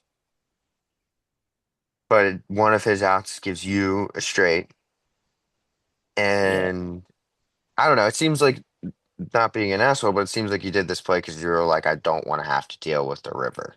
It's like I don't want to have to make a hero call in the river or do something uncomfortable in the river. So I said, fucking put the money in now. No, let me defend it a different way. That's related to that, which is I'm going to call the river. That works too. Right. I I'm going mean, this size means I'm going to call the river. Therefore, I'm going to jam. And if I ever it, get better to fold, that's great. it sounds like you're jamming and getting his bluffs to fold. I'm getting more of his I'm bluffs to not. fold than he's better, but that's it. You say I'm Yeah. going to jam. I'm going to call the river, and so let's see if I can get tens or a pair to Yeah, I fold. mean, I played this But I don't today, like it. and I played this today. And my thinking was like, I didn't think I'll get better to fold. I was not doing Yeah. that. I was just This thinking is equity denial. If he's, ugh, I don't know. Like sometimes when people just right. click it back, it's like they have nothing. I don't know. They're just trying to put Right. you in. So let him bluff. Yeah, yeah, And yeah. when he But doesn't yeah, bluff, and when he doesn't bluff, he didn't call this raise. This raise didn't make any money. yeah. I think I was just Pretty thinking denial. pocket eights, pocket nines are like my most vulnerable overpairs. So typically you sort of fast play them. Like you want to get them in a bit more. You know. All right. You want to get in eights and nines here more than aces, generally. But like, yeah, this is a crazy situation, so maybe that probably doesn't apply at all. But It's just, I think that heuristic goes out the window against a raise. yeah, so I should fold the flop. No, no. I'm saying if he's in a raised pot, I think the heuristic go where he's against. Or let me say it another way. Against a polarized range, I think you do not want. I don't think the heuristic of I need to bet my nines more often than my aces. That's when you're the aggressor and Yeah. you're deciding what to check back. That's what I think. Yeah, Yeah. you probably folded nothing then if I had Yep. to get Yeah. yeah, like Okay. Which sucks though. I know what you mean though. It sucks when like they have some bullshit bluff that gets there and beats you, but like most of the time it's not going to. And most of Right. the time you get to take more money from them. Mhm. I mean, yeah, I wanted to honestly, in show general, I would say if this was for value, I would understand it. Like if I was saying, hey, I think that he doesn't have anything, I think I have him crushed here, and I don't think he's gonna fold. Like I would Yes. prefer this with aces because you're like I think he has eights, nines, tens, jacks, and I don't think he's folding those hands. Then I like it, and I think it's good. But if it's like I don't want him to bluff into me on the river and all of that, it's like I don't think it really accomplishes much. yeah, Mike's up fair enough. next. We're doing another hand. Yep. Another hand. Mike's up. All right. Do you want to see some hands I played against a complete whale? Like a legitimate Yeah, whale? let's see it. Uh Let me go a bit chronological, I think. What was a fun hand? I was playing against the guy who check raised every flop. What? Let's see if I That's an where interesting was kind it? of whale. So that's a baleen whale. Like check raised every flop from the big blind. Like, not every flop generally, but I mean our whale is this Mr. Dave Red 007. Played with this guy for about 2 hours, won about 6 binds off him. That's nice. Who's doing this one? I think Mike is. This is Mike. Okay. If you're able, can you expand the replayer screen?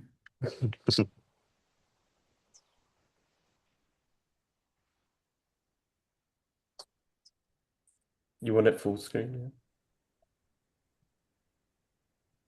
You're waiting for me. My action. Pocket fours is a raise, cut off for absolute sure. And you know at this point that the big blind's a whale. Yeah, basic. Okay, yeah. So this Okay. guy's checked in this single raise big blind pot. This guy's check raised me 3 times in a row. Okay. I mean, he's got 18% free bet, 65 V pip. Have you considered making your opening size larger because he will pay more? And especially with your best hands, I don't know that you want to. I didn't, but that would have been a good consideration. Yeah, I think I think that's one of the first adjustments to make. Okay, so you go 2.5. It's worth saying I was playing like Right. He 5 calls range. tables. Yep, he calls range. All right. And he's check raised you a bunch here. So with this hand, I don't want to get check raised, even if he has like can have if he's going to check raise you with a bunch of junk too. I still don't want to get check raised, I don't think. Gosh. But he also hasn't check raised you every single time, or other players either, right? I can't remember. I just remember because I was Yeah, multi-tabling, so I don't know what he was doing against. This guy check raised me, and this is basically same situation 3 times in a row. Because I gotcha. see Yeah. bet, because I'm like see betting a lot against this guy because he's too wide.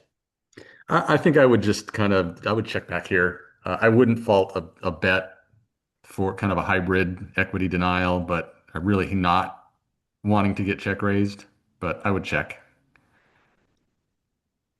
Yeah, in game I was just And thinking I'm just betting range against this guy, but like I yeah. don't know what the correct adjustment is because it's rare we get a guy like this who's just crazy. And how Um, about his sizes? I mean, this is a big check raise. Have they been this size? yeah, Yeah. all his check raises were like this size, like I think I would pretty just much. fold and just, try to find a better spot. Well, I was thinking this guy's crazy. I'm calling. Yeah. Okay. You're probably break even. I'm guessing break even. But you got to pay two more cards. Yeah. Yeah, I'm just done. But if you hero call down, good for you, but I wouldn't do it. I mean, at what point do The if flop. someone's, I feel like if this guy's legitimate check raising everything, he can't fold a pair on the flop. But I mean, that's my view. But you're I don't play against this type that much. I doubt any of you play against this type that much, but some of you may, so you might have better insights than me. well, Yeah, my question I is if definitely have he's had them. I definitely have had these kind of players, and like just your hand in this spot like I said, I'm just kind of like, I'll find a better spot. But Mm. like I said, I think it's okay. I just don't think it's going to be profitable. It's well, also when you say too that he's too wide, so you're c-betting too much, you would do that because they're not responding aggressively to your c-bets. But if he's responding aggressively to your c-bets, then you don't want to c-bet more. Yeah, so yeah, there's kind of Except for two with fun there's two functions going on. There's that he's too aggressive but too wide. So I don't know what that yeah. really translates to on your So c-betting strategy. do a big do big bets so he with your strong hands and strong draws, so that when he check raises, you have good continuing ability and check back a ton of your showdown value and air and bullshit that can't continue to a check raise. And in this case, we'll change one word that doesn't want to continue to a check raise because obviously you Yeah. can check raise you did, but you don't like this situation. You're not happy right now, are you? Like if you have king, if you had 9x of clubs, I would probably actually still check there because you're kind of marginal. You do kind of want to get there cheaply, even though you have a redraw. But like ace, whatever of clubs, I'm okay with getting check raised. That's not a big deal. Or king X, like that's gonna if he's just way too wide. But I just wouldn't want to do it with marginal hands where I don't want to get blown off my equity by him. I also want to make a guess that the same guy that check raises you too often bets the turn into check more often. And then Yeah, I Yes. was like, I like if you had checked the flop, I yeah, could see getting behind calling two streets, calling yeah, turn and Yeah. river with this hand. Now you might have to call off 3 streets if yep. you don't have to, but you're Now you kind of might end up, forcing yourself into that spot. now you may call off three inflated streets. Hmm. Yep. And so the other thing I would do also, because he calls too much pre-flop and then check raises too much, I would also tighten up my pre-flop range against his big blind. I would play fewer hands against him. Hmm. Play larger opening size, stronger hands. Mm-hmm. It's kind of like playing live poker. Yeah, It's up, all right. they're not this aggressive Right. So usually.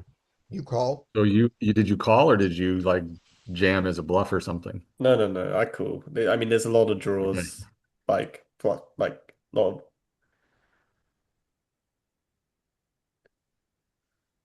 Oh, I would be like, thank you, thank you, thank you. Check. yeah, I was thinking the same in game. I was thinking I win here a decent amount against the guy who check raises too much. So I check and we win. Yep. His check raise made sense. Notice he's got a hand he shouldn't defend with. There was no money to be made on the river.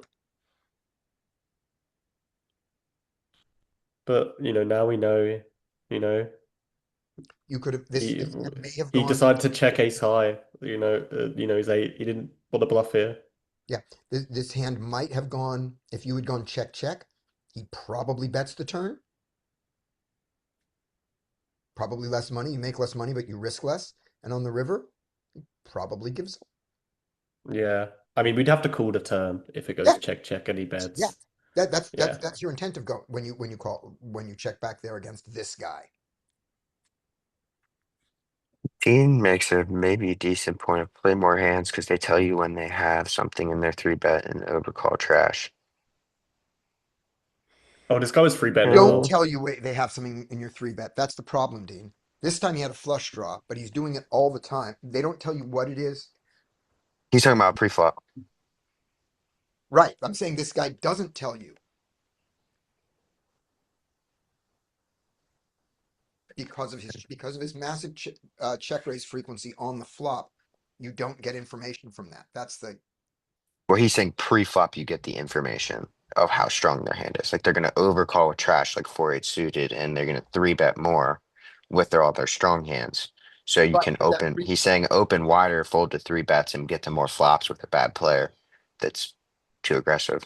But I but do understand what you're saying is you'd rather get the flops with strong hands when you're gonna have to just hold on for your life when they're yeah, just gonna blast into you. yeah. Here's why I don't agree. And so I see the point. I don't agree because his bad hands, the wide range of bad hands that miss all the time, are going to still check raise you, and you are not going to be able to hang on with your wider range. And so he's going to win the jump balls through his aggression, and now you're going to lose. And his wider range still doesn't mean it doesn't hit flops. What about adjusting and adding a bet 3-bet bluff on the flop? Like some of your trash, you could bet see bet small in position, and when they check raise you, you could do a min click back 3-bet Okay. with your trash. Yeah, we don't know how he responds to that. That'd be interesting to see. This hand he calls with. Yeah, this specific hand, but if they're gonna Right. like Yeah. you could have Yeah. it could be a trash versus trash situation Yeah. where whoever takes the more aggressive route wins. And if you go with the more aggressive route, you get him to foil out his trash. That's sometimes beating your trash. Yeah. And that's definitely true. That's the thing is you you have to be in a situation to widen. You have to be in the situation where you win when both miss. Hmm. Yeah, so And that's yeah. I mean, I guess that means that you have to take more aggressive routes. Then you have to respond to his aggression with more fire. Yeah. Okay. Next hand is after Mike. It is Dean. All right. What you got, Lewis, for Dean? Yeah, sorry. There's just so many hands against this villain. I'm just trying to pick not like all the crazy ones, but just some variety. Okay.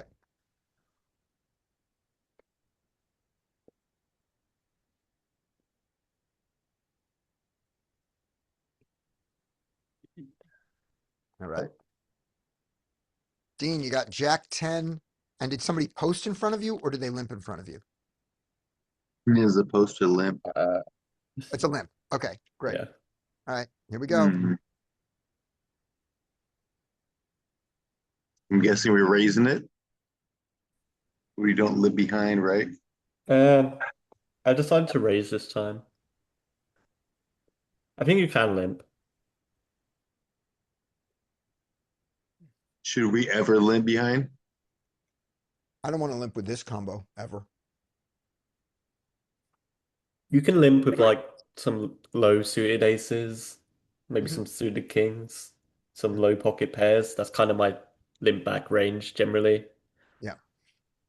I like this hand Like better. suited connectors sometimes. Yeah. If you're not Something squeezing, that we can call off a squeeze with. if you're not squeezing with this hand, I like a fold better than a call. And I think I like a fold better than a squeeze with this hand, especially with uh that guy in the big blind. Yeah, This is not the hand I want to take to war with him. because he'll three bet us off of it too. No, a no, lot of no, he's gonna times. call. No, he's gonna call, but he's gonna check raise the flop. But he's going to also three bet 22% of the time. Yeah, that's true too. That's another reason. Yep. Yep. I like that better. Let's see what happens. And by the way, the way you find Lewis, the way you find a fold with this, if you're trying to, is real simple. Against the limper, put yourself 2 seats back from your seat and see how often you want to open your hand. You want to open 10 jack offsuit in the hijack against against Dave Red? It's a real question. Do you? Yeah, I mean Jack 10 off's like the bottom of my hijack range. I'd probably open it. Yeah. Because they don't free bet enough. But like, yeah, I mean, yeah, this guy, Right. I don't Okay. remember him free betting much from the big blind. He was doing it mostly from the small blind. Okay. But they don't 3-bet much, and he's got a 3-bet of 22. And they don't check rate and they don't play the flops aggressively enough, and he does. So 10 jack becomes a really good fold. All right. So here you are. Good luck, Dean.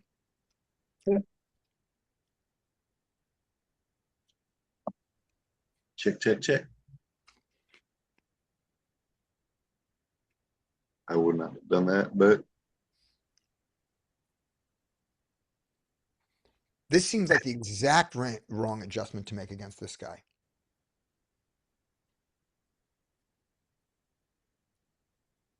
And I'm glad he didn't raise you this time, but so it wasn't every flop. Well, I said it was mainly in the big No, I'm blind just- heads up.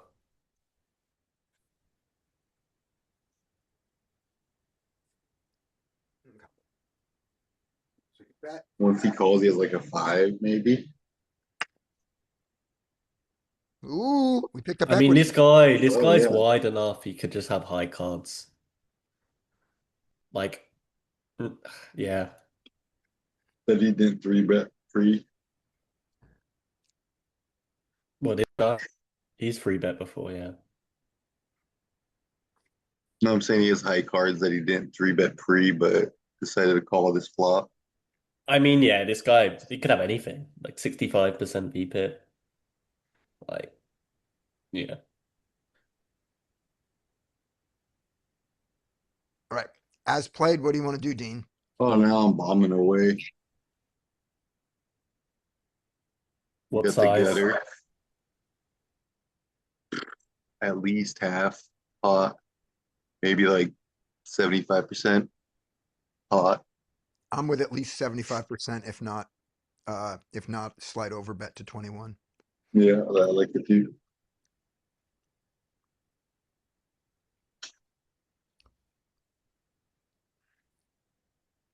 Now I changed my mind. Hmm. Value or no value against Mr. 65 VPIP? I like the value bet too, I think, because he says lots of shit. And do you get greedy against this guy, or do you Yeah, I do. or do you bet like a small size, which you know he's definitely gonna call? He has like such a wide range too that like he has to find himself calls like with trash hand, like a deuce or something stupid, or five.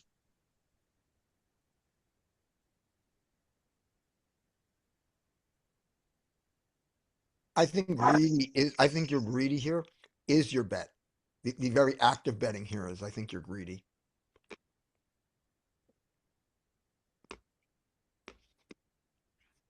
So you're going like B60, Scotty? I go between a Matt Affleck violating 1/3 of the pot and 70% pot. Those are some number in between there based on the things that I have not seen about this player because I only saw one hand. So some number in that range. Mike's going all the way to 75. Yeah, like pot. That's good. 34, that's good. Yep. Aw. Yep. Okay, let's see. Have we caught anybody? Has anybody not played yet? Rob is here. Rob gets the next hand. Right. And we'll never know if my smaller bet than Mike would have gotten called. We just never know. Probably not.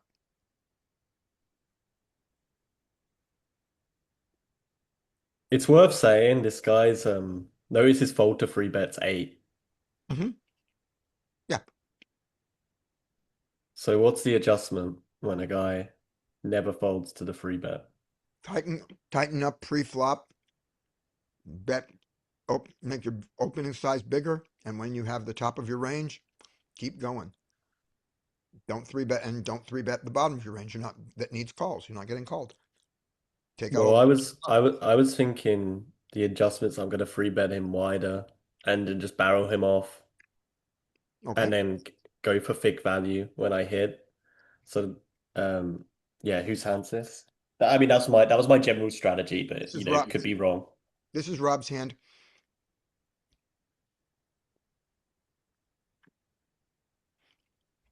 You're looking to get in more pots with him with less of an advantage than I am.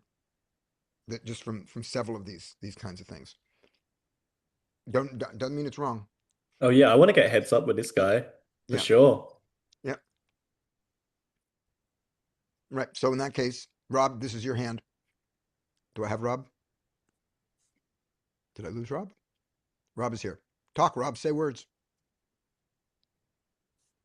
Rob's been eaten by bears. All right, Rob gets the next hand.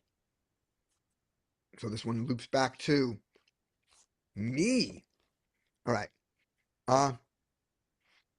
I am not looking to get in more hands with him out of position, like King 8 suited. So I'm folding this. But let's play it. And given that that his fold to 3 bet is 8, this is not my 3 bet candidate. Oh, Rob, yeah, Rob's coming back in. Rob, this is your hand. Yes. Hit buttons, get heard. Hit more buttons, Rob. Push volume things. Buy a new computer. Nothing. Never. All right, yep, nothing. Shit, can't hear Rob.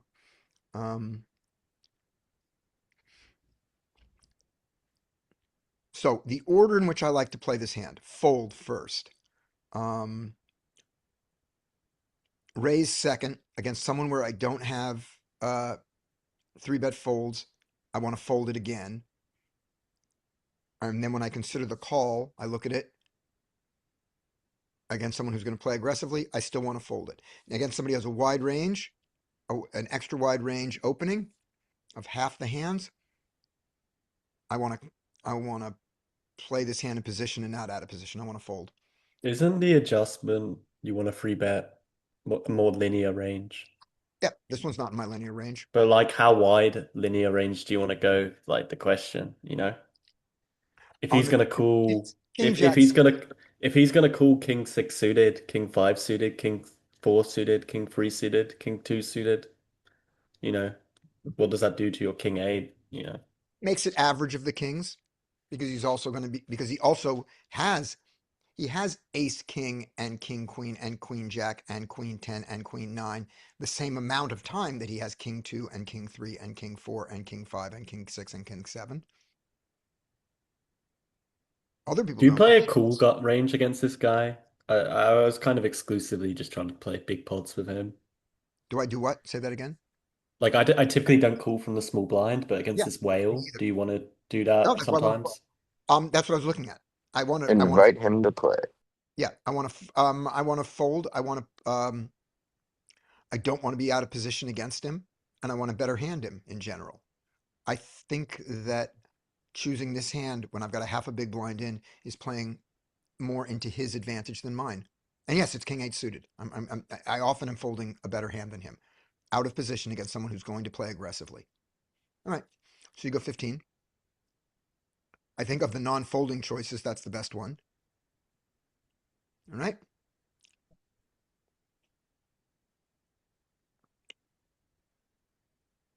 Against his range, king high has showdown. On this board, his fold to c-bet is small. I'm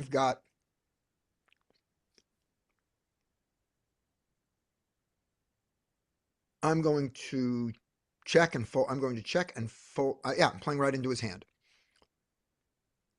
So I'm now gonna have to play a barrel off game against this guy, which seems like the least profitable way to play against him. But having played this line,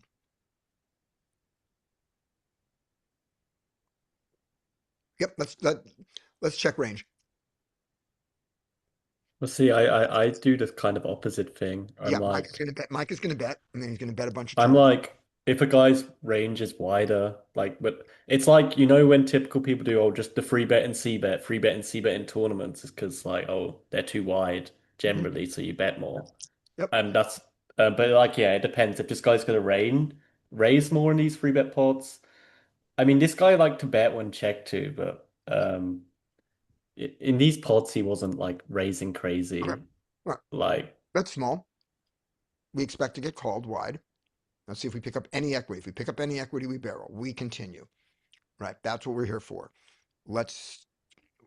Are we going to have, given the pot size, if we bet something like 30 or 40, the pot goes to 180 or so, and we have less than a pot size bet left. So our bluff on the river is small to get him off. He never folds a 6. We need to have enough to fold a deuce if we're going to continue it, and the line is profitable. So for that reason, I bet small on the turn, and my small bet is going to be, I bet 10, so I'm going to move to 25. I'm not trying to get a bet. Okay, so you're trying to get a fold now at 38, and he folds right off. Okay. Yeah. So here's what I think is happening. when we play the adjustment you're making. We are now in more pots with more marginal hands against a guy whose mistake is that he's in too many pots with too many marginal hands.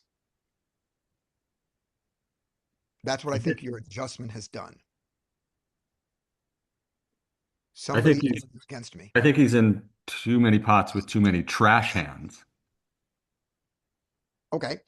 right? And the only difference between your statement and my statement is you said too many marginal hands, and I think he You're has. right. All right. So our adjustment puts us in more pots against him because he has too many trash hands, and it puts us in those pots with too many marginal hands. Still not my favorite thing to be. This is my favorite thing to be against this guy. All right. And this So is like, is my strategy of barreling a lot on turn like flops and turns? I assume that was good against someone who's too wide, but yep. and and then like by the river you gotta be careful. You don't want to like, he turns up too strong river then bet. Mhm. Yeah. If he seems to be, we seem to be getting folds on turns from him, so that seems to be where he gives up, and that's good. Okay, but that's after only 3 hands that we've seen. All right, this hand goes to Rodney. Rob's back. This hand goes to Rob. Oh, Rob, yeah, great. Sorry about that. Yeah, turn your mic off so you can't play, so you don't have to play King 8 suited and come in on pocket kings. Nice. I'm so sorry. All right, Rob's got kings. I want to raise. I will bet to let's see, like around 6 or 4, whatever. That's fine.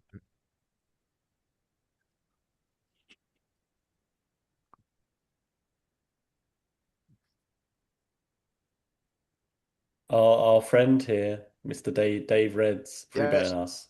Yay. Yeah, I guess we don't have like 4 bet if he calls. Because if he calls a 4 bet as much as he calls 3 bets, I would just shove him. Yeah. Yeah, I mean, yeah, maybe it's I'd shove it, but he might fold. I don't know what his 4 bet fold range is. Yeah, I haven't full bet this guy yet. So, but I do what you do. I jam. I don't like the cold call because like he could have like ace deuce all day.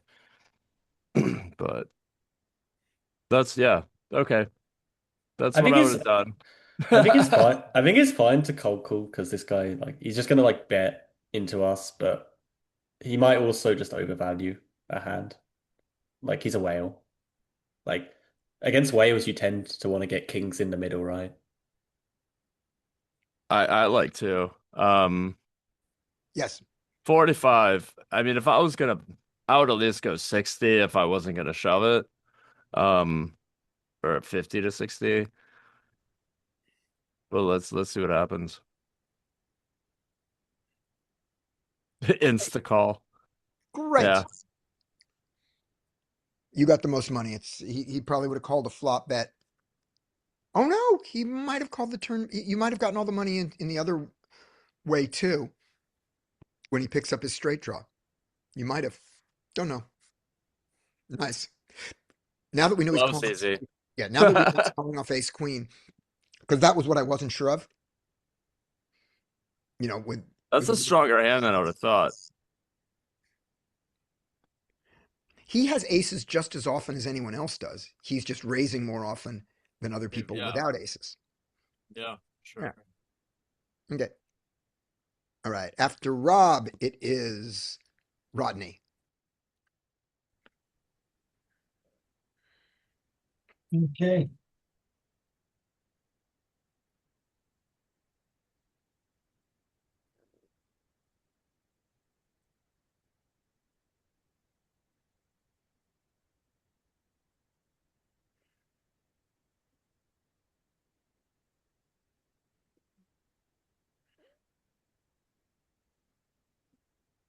All Yeah, right, what are Queen you Jack. doing, Let's see, Rodney? open this or raise 2.5.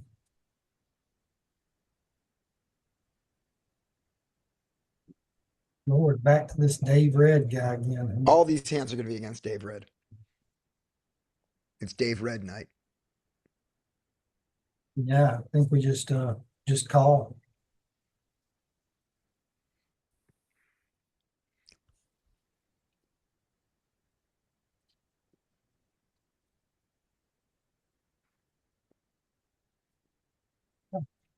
Leads into us this time. Huh? Just call. It's how Dave Red plays, by the way. He likes just to pot it. Yeah, yeah.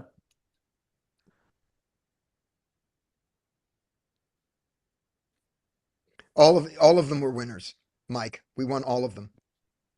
What? I That's won it. I won like $150 off this guy, pretty much. Yeah. Yeah, this is So, okay, gotcha. I was just wondering if you were just picking the hands where you won a pot, or if you ever had any challenging ones against him.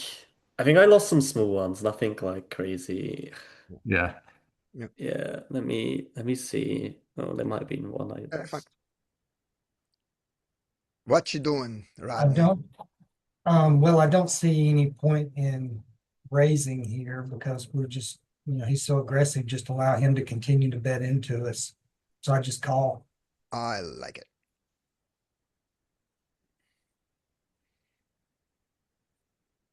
I think that card's funny. What?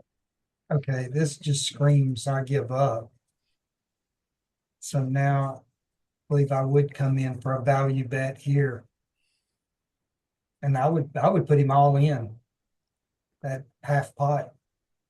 And it's, So before you do that, and my question to you is this one big blind bet screams of him giving up, right? or I guess also I've heard you talk about, where it's just screams of re-raise and trapping. No, he's not trapping. You have the best hand. You have the best hand.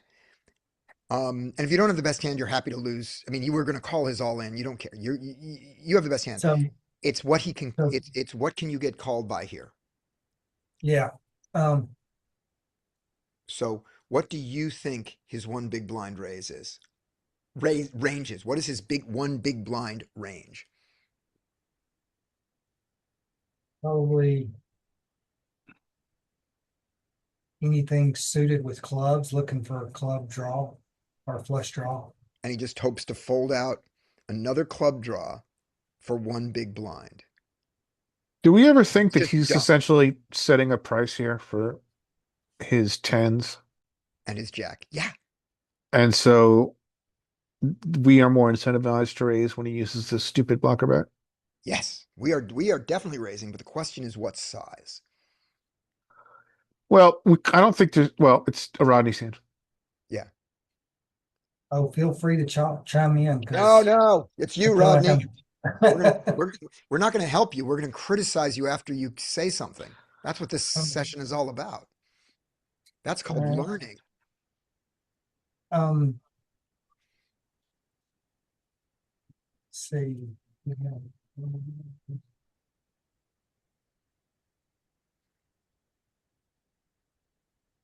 I mean, he has played extremely wide, so I don't know that it's possible for him to have a three. Well, anything is Possible. possible. It's possible. Yeah, it is. But he does, but he doesn't. Yeah, I don't think so. I'm thinking he probably maybe, he could have, pocket nines, pocket tens. All right. What size will they So call? to get him to call that, I think he would call anything. There you go. You got your answer. So that's why I would go half pot and put him all in. There we go. Let's go. We're aiming at pocket tens, and if he folds ace high, we don't care. We ended pocket tens. And you got the max from pocket eights. My God. Great job.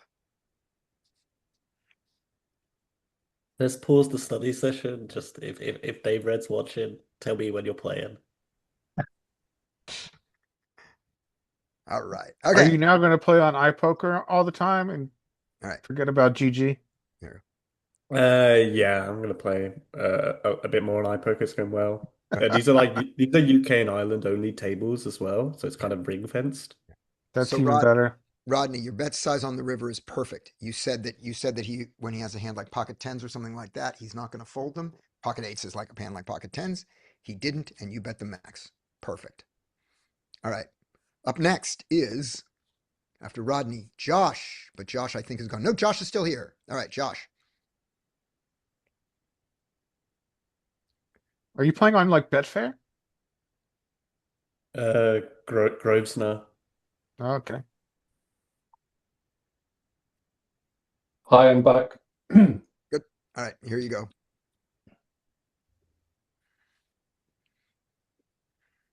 I think we've seen this hand already, but maybe not. If Josh hasn't, No, we haven't seen Oh, it. it's the same guy. a different ace. Oh, right. Same guy, different ace-6 suited. Okay. I would just call them. If he's never going to fold to a free bet, just call, right? And Okay. what Lewis's theory is, he's never going to fold, and ace-6 suited is significantly better than his calling range, and I get to play out of position heads up against him as opposed to multi-way heads up against him. And he's calling me with a range that ace-6 suited dominates or beats. Doesn't dominate. Well, he has king-6. Yeah. Beats. All right. We do not expect a fold. All right.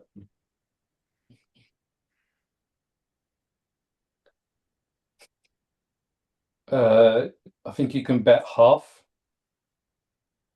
If he's not going to fold, though, I mean, so I didn't see the other hands with this guy. Does he just blast everything when it's checked to him? I mean, he has a lot of check raises on the flop. He bets a lot when you check to him.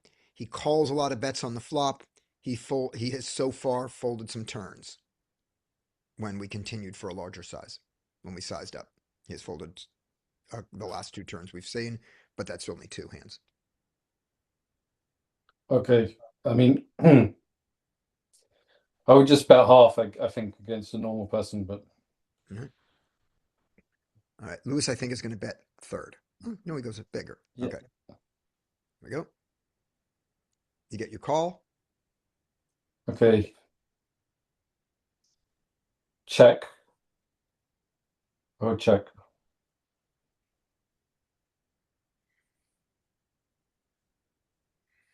Yeah, I would check again.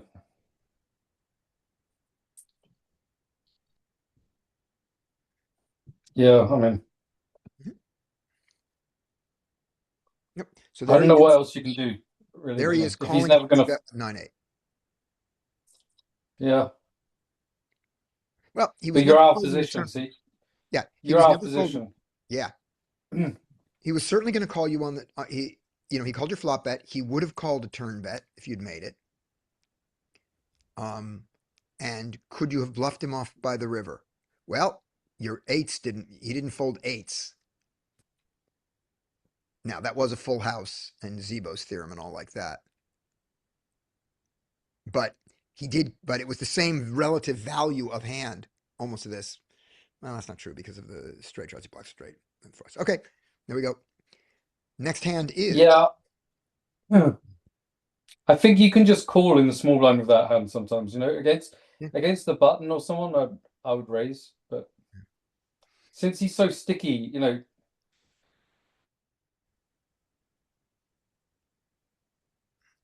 he's so sticky and wide, and we got to play an inflated pot against him with a hand that is only has only marginal more equity than his actual way too wide hand. Look at ace-6 versus 8-9 offsuit, suited versus offsuit, and you're going to see what's it going to be? 55-45 pre-flop? yeah. I mean, the only good thing about that, out of position. I mean, you're giving him some action. So next time you free bet him with your aces, he's gonna be more likely to continue if you give him action like that. So I mean, this guy. I don't think this guy cares if you're giving him action or not. All right. Next hand is this ace-6 suited goes to Josh. Josh. This next ace-6 suited goes to Larry. Yeah, that was the biggest hand I lost against that guy, by the way. The last one. Great. Let's open the king-6 suited. Oh, never mind. All right, so we're playing against our Mark here. I would like to isolate him with this hand. Yeah.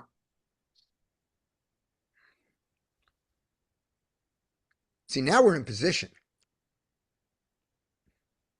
Um, I think we see bet this probably a third to a half.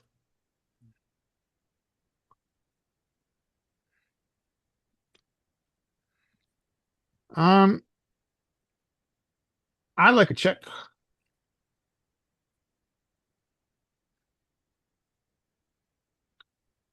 And it's uncomfortable, but I think probably we hero.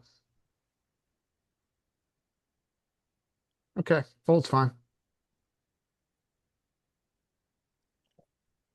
Right, we will never know.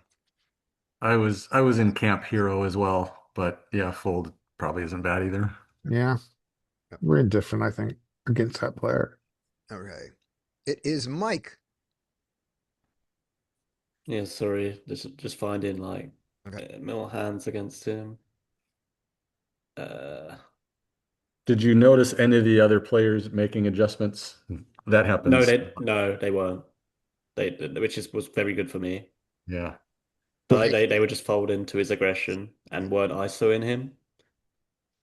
Yeah. So and the other One thing they weren't thing, doing was re-ISOing you, seeing that you had widened your three betting range, so they would jump in and snipe you. Nobody yeah, did that that's with where I you. was going, Scotty. That's where I was going at the pre-flop re-ISOs and Yeah. Because your strategy certainly leaves you open to that. Didn't happen. That's good. All right, I don't have any more Okay. interest ones I can see against him. Those are like the bigger ones. Okay. Like I didn't play that long. I played like an hour and a half against him, Okay. but like won like, Okay. 5 buy-ins, Yay. like maybe more. We like that. Brian, do you have any hands?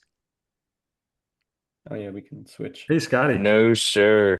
Yep. I got I have some live hands, believe it or not. go. Mike and the live hands. Are they ready? Yeah.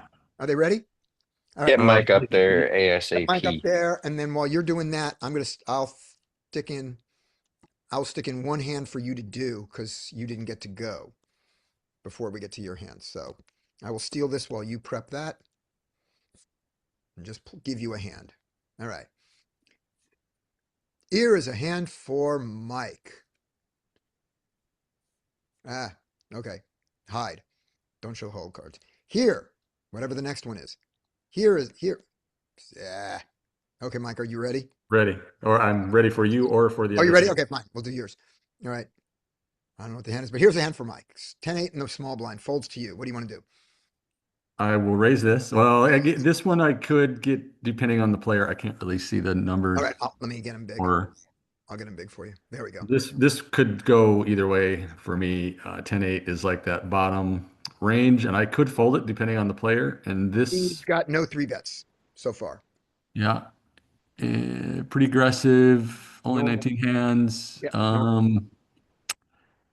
Yeah, I think I would probably Fold to default to raise here. Yeah, let's do it. Raise. We get called. Boo. This flop, this flop in this hand, I am going to bet Okay. B2 or like a $2 bet. Would you consider a check raise on this board with this?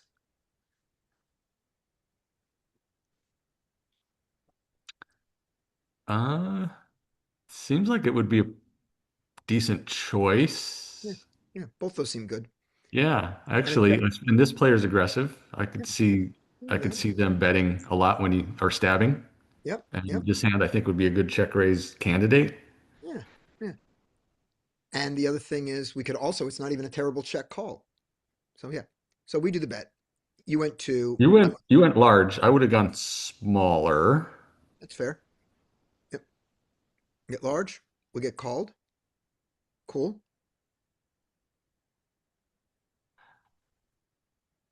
Now, if we had gone small and got called, I'd go big now. Now, I don't think I want to continue as much. Do I? Man, I think I'm almost in kind of a check give up mode now and hope he checks behind and realize some equity. But, betting is going to have some fold equity amongst some of his hands. Yeah. Let's see. So I went 3.8 and followed it up with 8.6. I'm guessing you went 4 and the rake has been taken out, right? No, I went 3.8 into a pot where the rake, where Because the rake was being held. doesn't Poker Tracker 4 take the Iggy rake out on the bets? It's No, weird. no, it doesn't. Okay. No, this is just straight up. It did this. The rake is still Yep. did this. So 3.8, he calls. But I think I'd probably check, but betting is certainly good. You bet. I bet. He calls.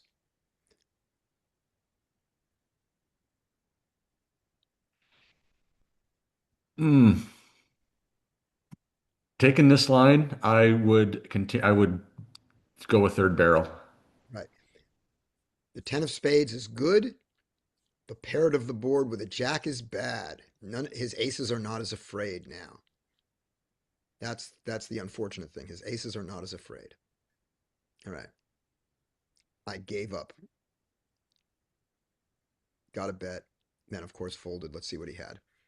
Let's see how much better Mike was going to play this hand than me on every street. But we can't Well, do it until I move you guys out of the way. if we could see his cards, right? Exactly. We're going to. Versus his range, though. Right. Yeah, we're going to see his cards.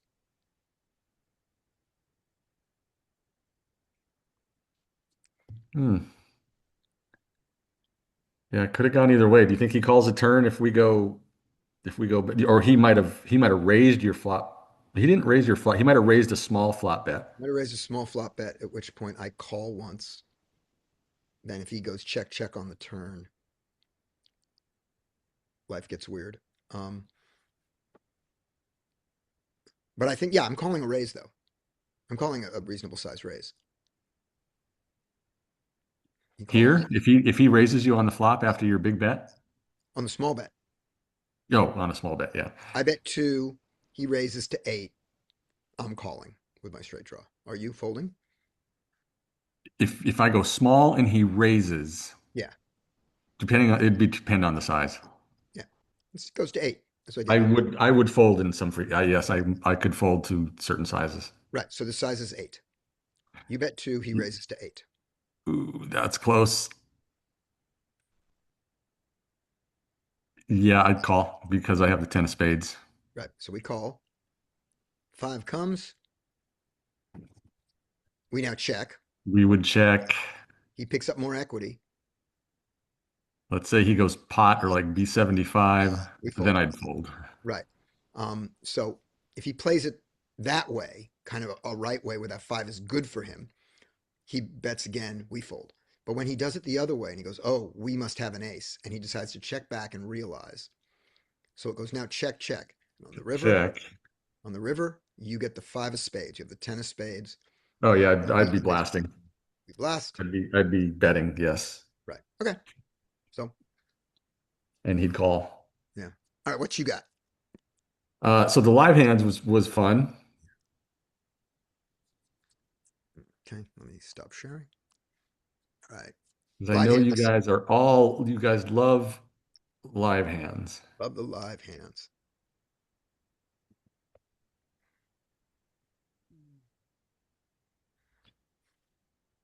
I didn't think they were all that interesting, but it was fun observing the kind of things you guys observe. Mm-hmm.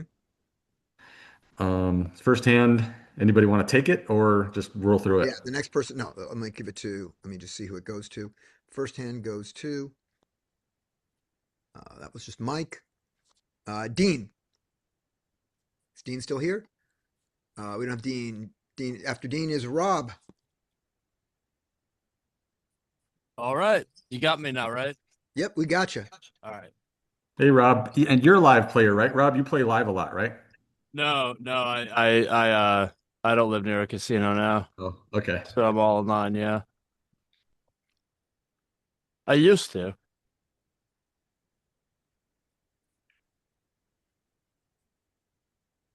I like I'm sorry. I'm so used to seeing poker tracker stuff. Um, I like a re-raise. Like to around like 30. There you go.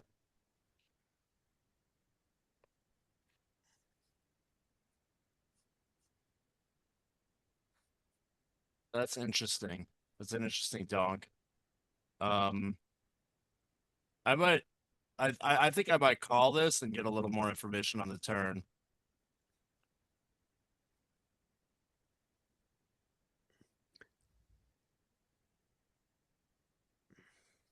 Another 25.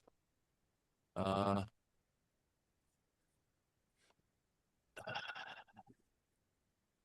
yeah, maybe Knuffle. Yeah, I know it's not Knuffle, but Yes, it is. but Oh no, it's yeah, not.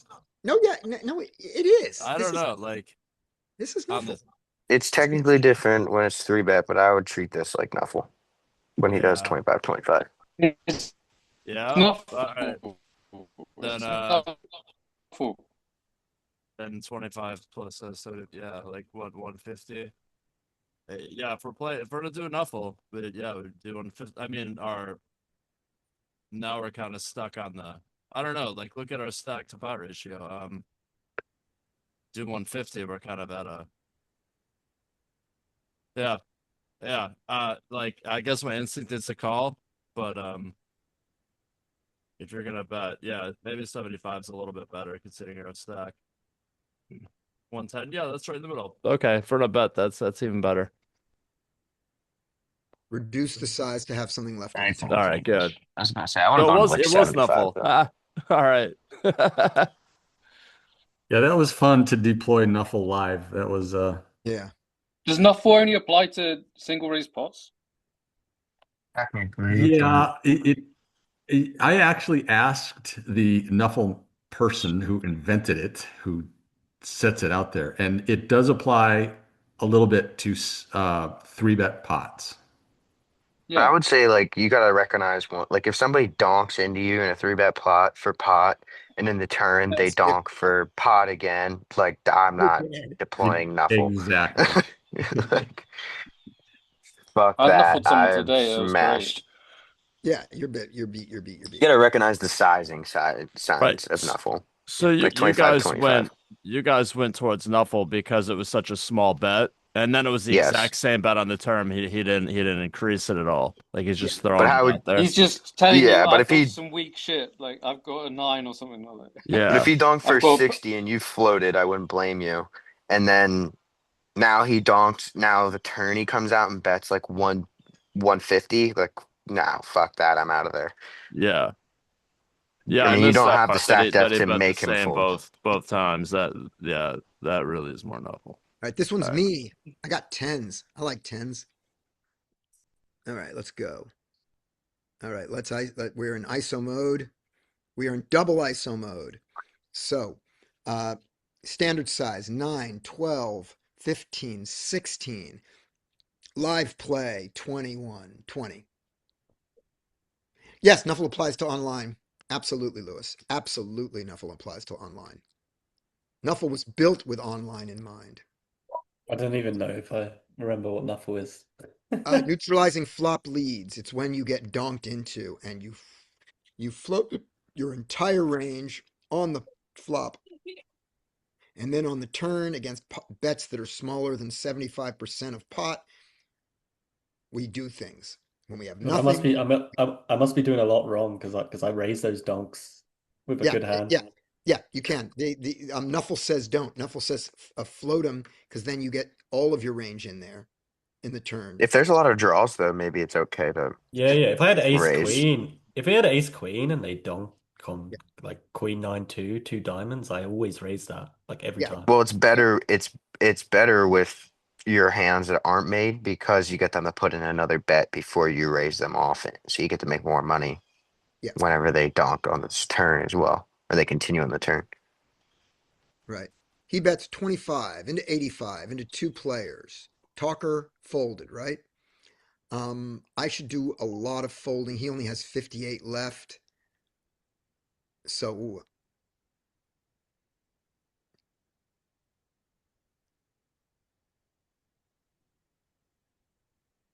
I definitely, my backdoor drawishness just goes away from my hand.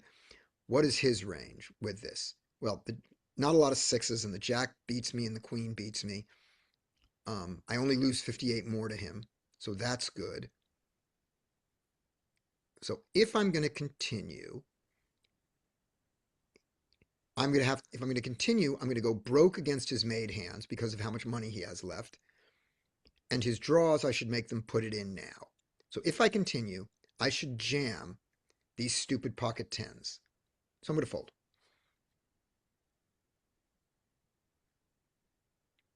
Yep, an interesting non-nuffle situation, or a Yeah. nuffle situation that is a little different. Yeah. Yep. The weird thing was, though, that I believe that if I continue, it's not a call. I don't. Who thinks who thinks that the second choice is not that is not a better jam or fold rather than a It's call? better. Jammer fold's better Yeah. Yeah. because you don't. There's no point in. Yeah. That's what I think. All right. After me, it is Scotty Lewis. Oh my god, live poker. I don't do this Right. much. Yep. Especially cash. We'll Too go. expensive. Oh, this is such a great hand. I love this Uh, situation. I would make it like 20. Right. Would you ever call? Um,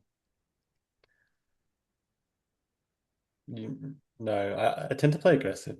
Like Good. when I play live, people always fold when I raise because Mhm. I don't tend to splash around. Yeah. So Okay.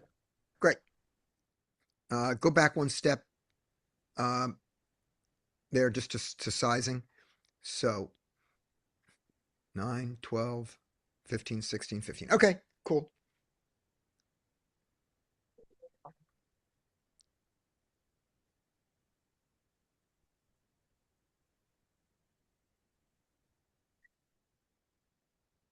I just see bet my range here for like 15, but Well, this hand is in your range.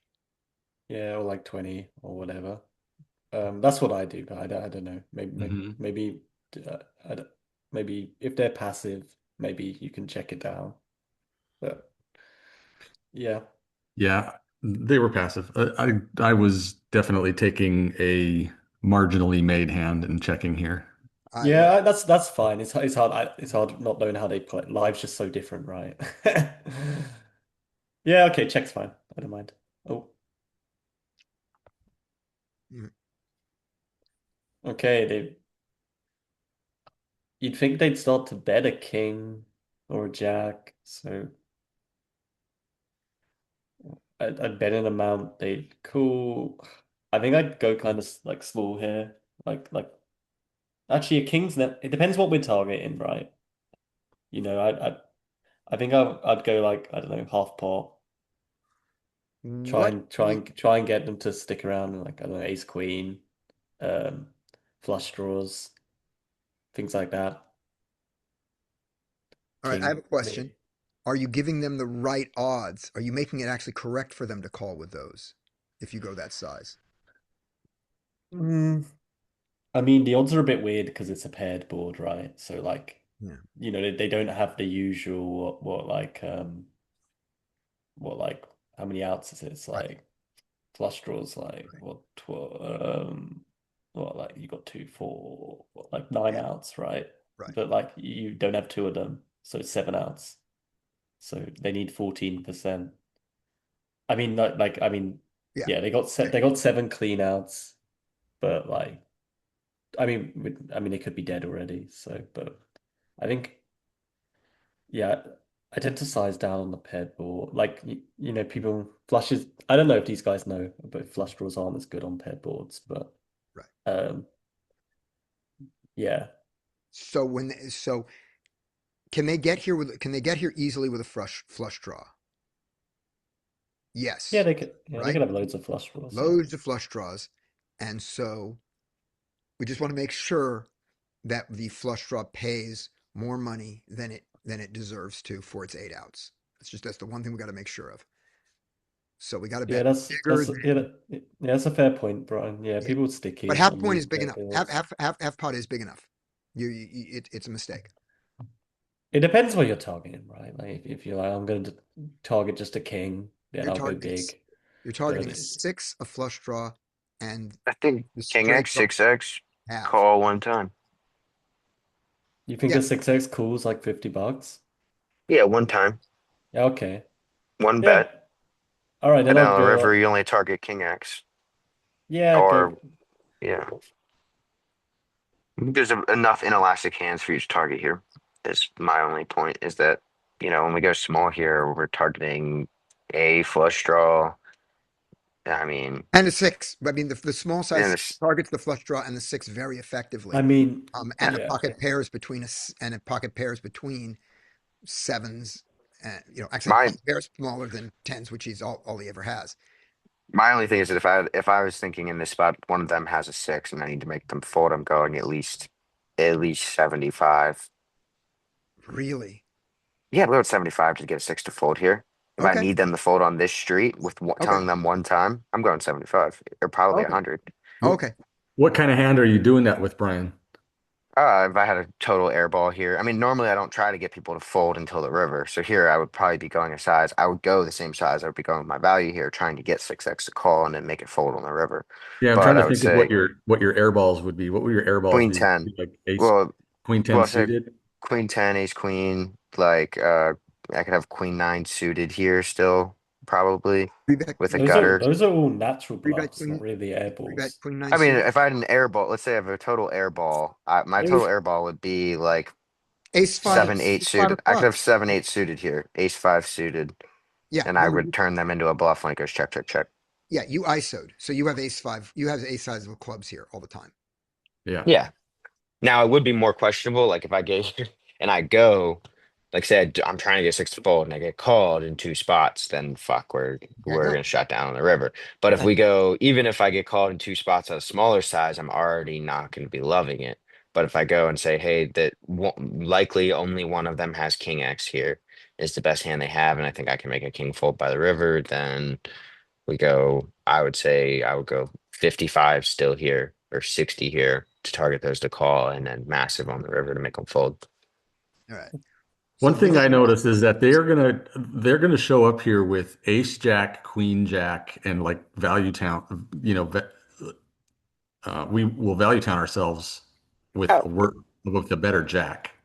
you think how often, like you think that's gonna happen a lot? Well, no, not a lot. I'm saying it's in their range. Yeah, it's in the range, but it's significantly reduced when it goes check, check, check on the flop and then check, check on the turn. right. If Because if you bet here and get check raised, now I would be considering them going to get and taking the value down. Or if you bet here, get called donk big on the river, then I would be concerned. But if it goes check here, they call and then they hello. check again on the river, I think you have the best hand. Yeah. Right. Yeah. So Lewis, what size do you want to go? 30. Lewis goes 30. I went 30. Lewis was going I was going smaller. 0.5. half, Right. Right. but I've been convinced that anything up to pot 75 to pot seems good. They both That- fold, didn't have anything. Yeah. They have yeah. nothing. They got nothing. Well, do you think that's off, like going bigger on the turn, Scotty or anybody? Is there a disagreement with going bigger on the turn? I feel like So here's my. this. Oh, With your bluffs or with your go. value. I mean, with both, I would maybe go bigger. Yeah. So let's start with this, Mike. You talk about your turn size. You didn't give your reasons. Well, I was looking. I knew King X is going to call. I think the gut shots still call, like Queen 10, Ace Queen, that sort of stuff was still calling flush draws. So you could have argued it could have gone bigger too. Right. So I thought that they didn't have a lot of King X, but now I've changed my mind. If they have a king, they easily check to you, Mhm. and you didn't bet the flop. You checked behind. Oh, I did. I see bet the flop here, Oh, didn't I? you see Oh no, bet I the did Oh, you check. I'm did? sorry. I did check the flop. Yeah, you checked the Right. flop. I was about You to say. checked the flop. So their king that was in the mood for a check call or even a check raise didn't get it in. Now on the turn, our king loads up to bet, and the 2 cards that make him not bet are the jack and the ace. And the jack comes. He goes, oh, fuck it. And so he checks again with his king 10 and Looking king to nothing check these call. people limp with.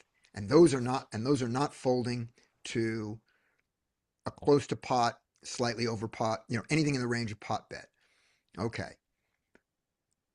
So your bet makes sense. I like that now. First I said they don't have a king, but I was wrong. So they can have a king.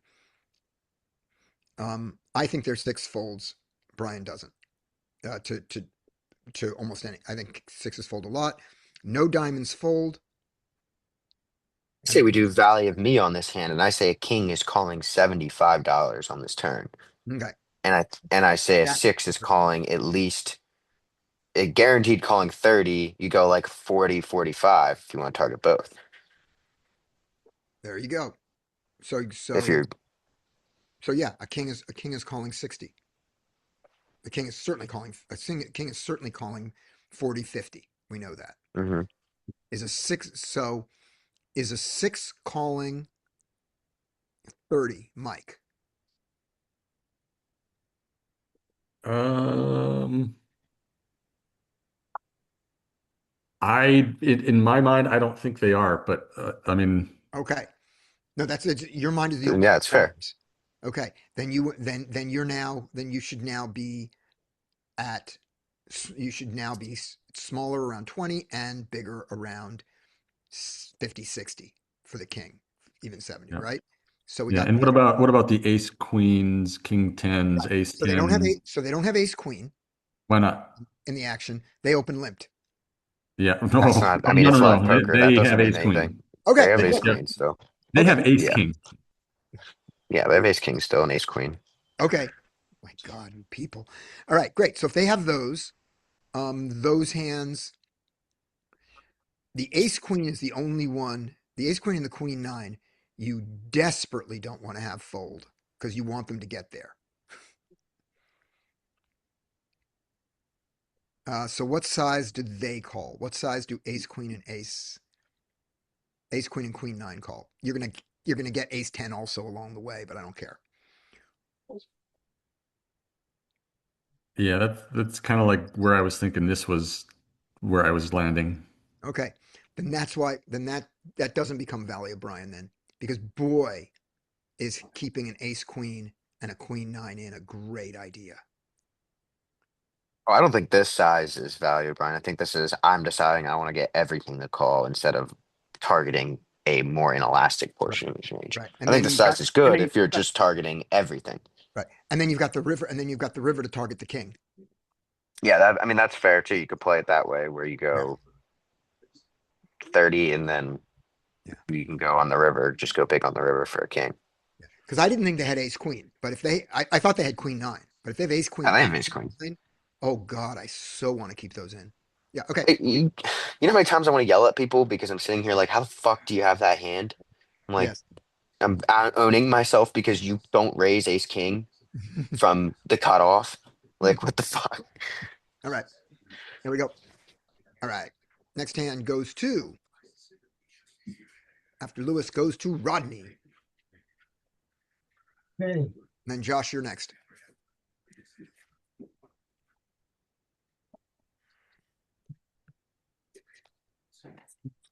Nine on the button.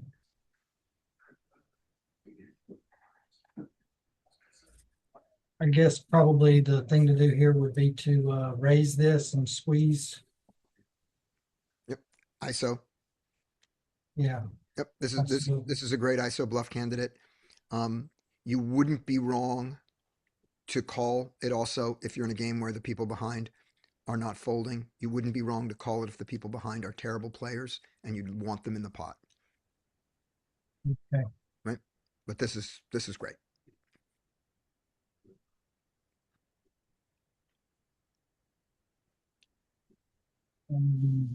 Oh.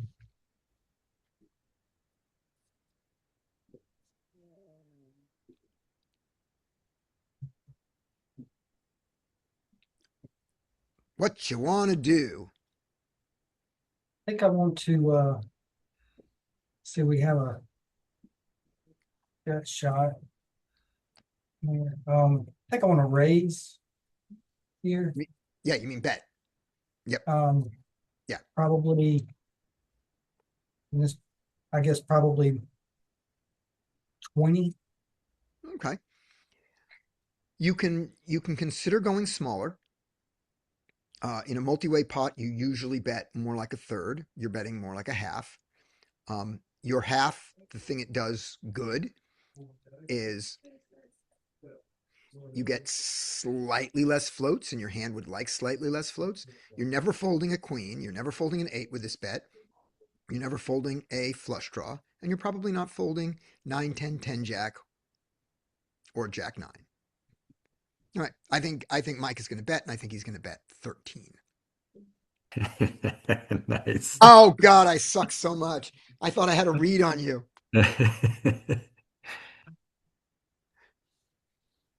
All right. Got it down. Run away. Oh, sorry.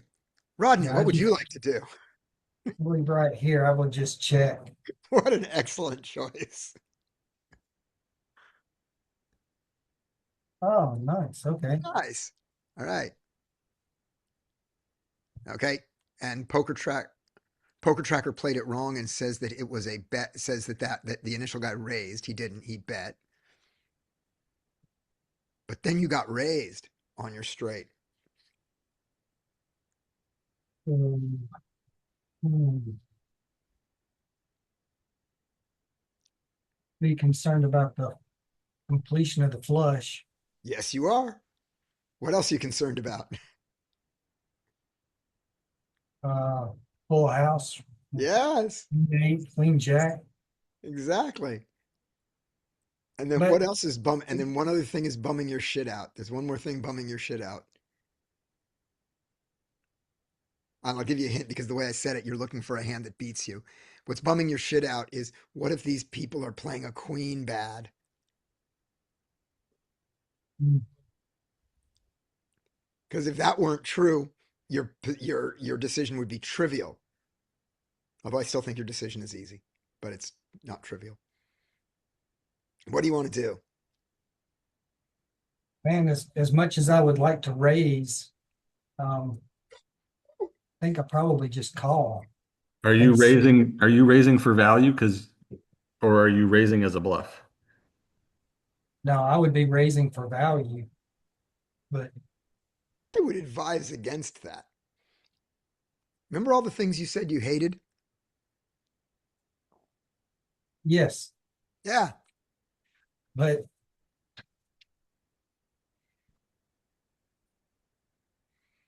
yeah, I just think you just have to call here. Yep. You should also be very strongly considering folding. You should very strongly consider folding right now. If either one of them bet into you, it's a super easy call. One bet, easy. Against a bet and a call, your call is pretty easy. Against a bet and a raise,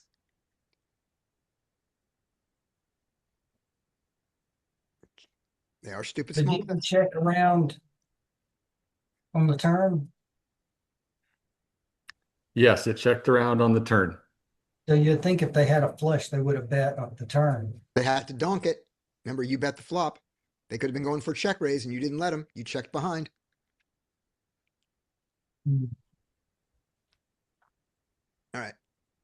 Yeah, I mean, So, I can be convinced of a fold here, but yeah, but you're I calling. know I would probably just call it just Good. curiosity, just to see if All I right. had the angle. All right. Rodney So, says call. Probably not the right thing to do. I know. oh, you're probably going to get to see this for free when 164 calls, probably. And if you don't, you'll get to see another hand for free. Don't ever call for curiosity. Having said that, at least we got you into the call and fold mode, not the call and raise mode, because a raise Yeah. here is suicide, I believe. Now, let's see Bluff what. raise would be kind of nasty.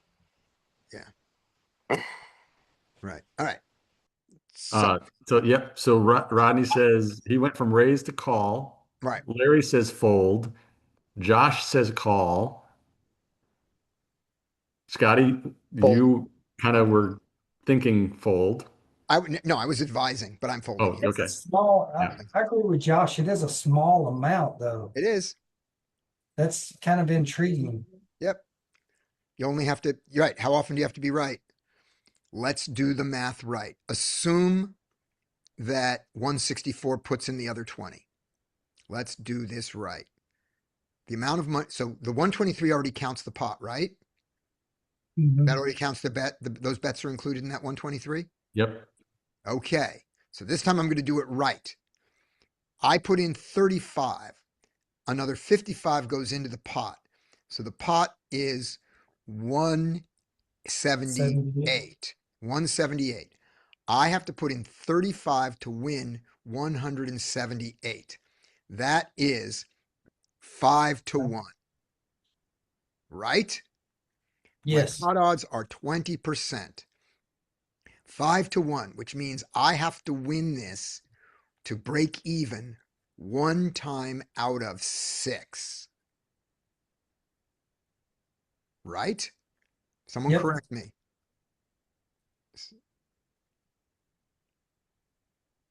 I'm getting 5-1 or 5-4-1. I'm not getting 5.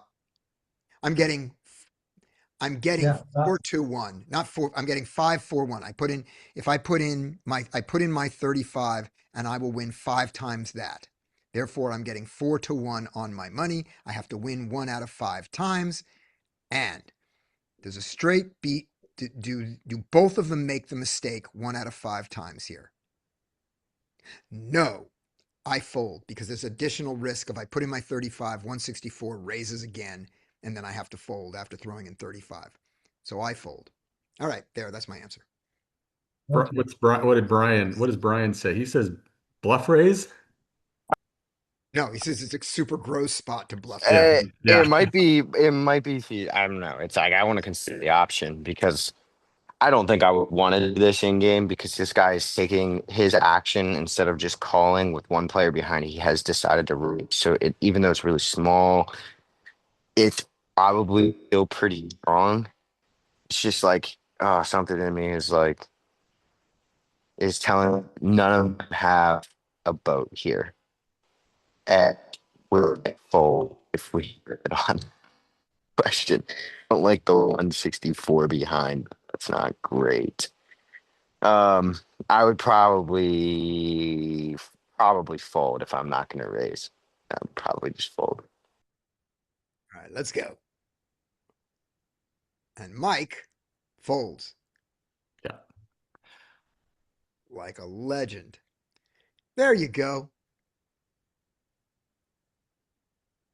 Yeah, I would have lost unnecessarily. Let's Yeah, it's discuss Skinny's play, shall we? hard to make it not flushes fold. What is kind of funny, and I kind of forgot this in game in this hand, is Skinny had been trapping. I've seen several traps from him Mm-hmm. already. So I did not think that, his range like included something somewhat kind of strong. But you see, he just overcalls with aces here. Right. He thinks he's adorable. And he also is thinking, oh man, I always get outdrawn. This game is so stupid. Oh, by the way, I do not at all hate his check on the flop and his check call. Yeah. No, from flop on. Yeah, it From flop on. wasn't bad. Now let's take a look at how bad it wasn't. All right. Check, check, check. There makes sense. Betting for value now makes sense. His bet for value makes sense here. The raise here, if you're willing to fold a straight and he has one pair, because you beat that queen, he should be strongly considering folding here. But when he says it's only $20 more to me, he has to be right. How often? So it's 123. So he's going to win 143. That's 1 in 7, 7-1. So he has to be right 1/7 of the time. A single raise, one guy, 1/7 of the time with less than a queen.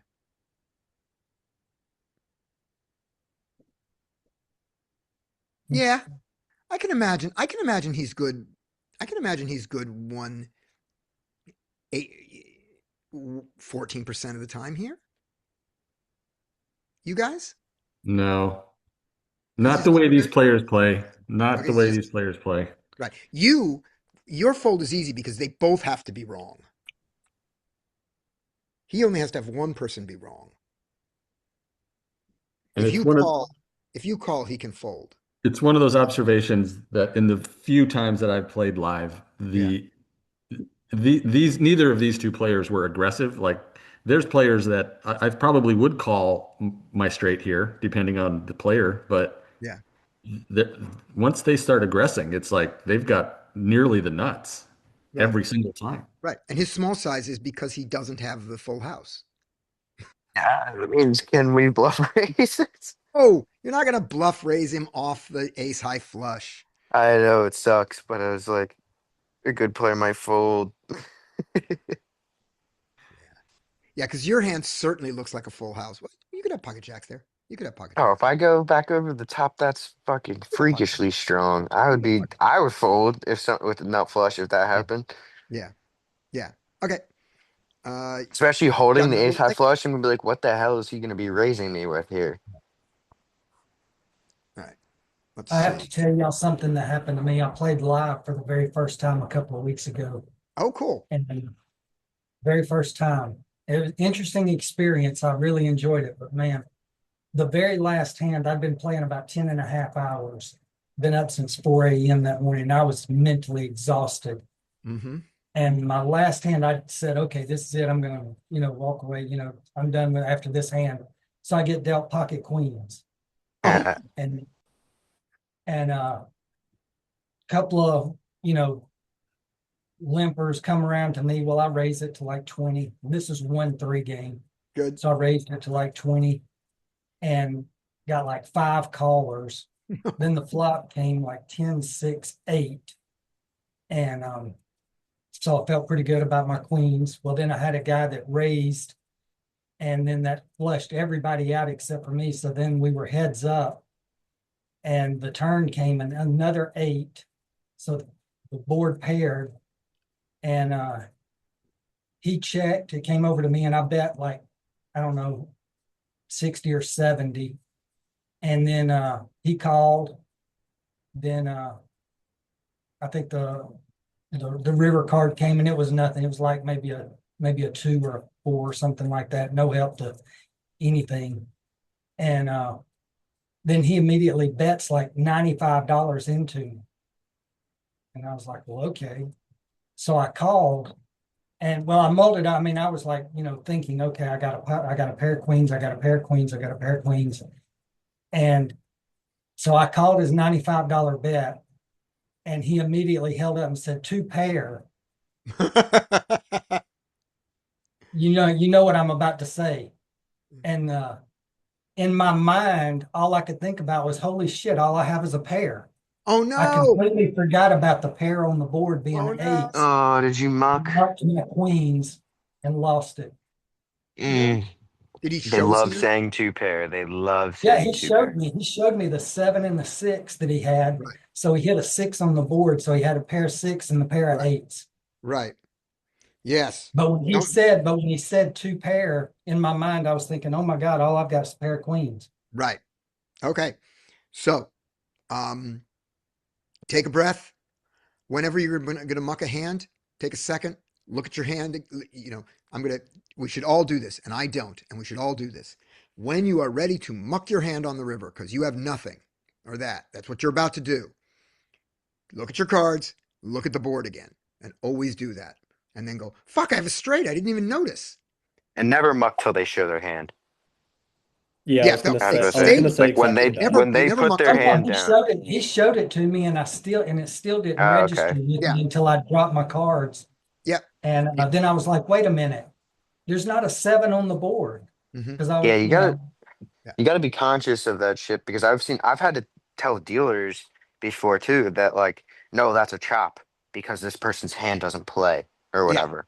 Yeah. And like because they're doing it all day. Maybe they just missed it for 1 second, but like there's Yeah. times when they get it wrong. So you gotta Mhm. really make sure you're paying attention when that shit's Yeah, going on well, because Now, this is slightly different than I've kicked this. myself every day since then, and Yep. just reliving it. And I'm like, man, because that by then it was up to don't like kick yourself. probably $500 to $600. Don't And I kick was like, yourself. You're used to playing online where you automatically know your equity. you don't have to think about it, you know. Yeah. Yeah, you Yeah. automatically get your equity, all that shit. Yeah. So when you're playing live, there's some you gotta, and people love to say, like they always say two pair They whenever love to say they, two pair, and they love to say two pair when they have quads. They think that's really funny too. No, I well, played for 10.5 hours and only lost $200. So Good. that was Okay. all on that last All from hand. that last hand. All right. So first thing, don't beat yourself up. I folded the nuts. Scotty the nut folder. I'm Scotty the Nut Folder. I folded the nuts at my home game publicly, and so I've been known as the Nut Folder for the past 30 years. Phil Ivey on a very famous hand, played on TV for thousands of dollars, maybe more. I don't remember what the I stakes saw were, that one. but it was Phil Ivey TV stakes. You know, he's got the 8 of Mhm. spades, he folds, he has his flush, and he doesn't see it. Everyone's done it. Now, let's never do it again. Let's all work to not do it again. When somebody says you're good, like the bluff and you call, you do not have to wait for them to show their hand if you don't want to. You can be a nice guy and they go, you're good, and you turn over your pair and you take the pot. That's fine. You're allowed to say you have to show your hand first, but you don't have to. But this is completely different. This is when you are about to muck a losing hand. From now on to the end of time, I want all of us to do the same thing. You're about to muck your losing hand. You know you've missed everything. I just want you to go, look at your hand one more time, look at the board one more time. Because 1 out of 300 times you've forgotten your hand and you're playing your cards from your last hand. And 1 out of 150 hands, you have a straight and you didn't notice it because it's a stupid straight. I bet get called, said straight when I only had 4 to a straight and they mucked top pair. Right. Now, just so you know, there is a rule in some casinos, and I would never fucking count on this rule. Somebody says, so you play, you've got a hand that's going to lose. But somebody says, I have a straight, and you have a hand that loses to a straight. You immediately muck your hand when they say, I have a straight. You muck, you've called their bet. I call, they say, I have a straight. I can't bet a straight, I muck, and then you say, I want to see your straight. There are casinos that have the rule when they turn over their hand and it is not a straight, you win the pot. You have to have mucked your hand and they have to show it. And the dealer or the floorman has to know this rule. So I would not, play this little thing, but it does exist.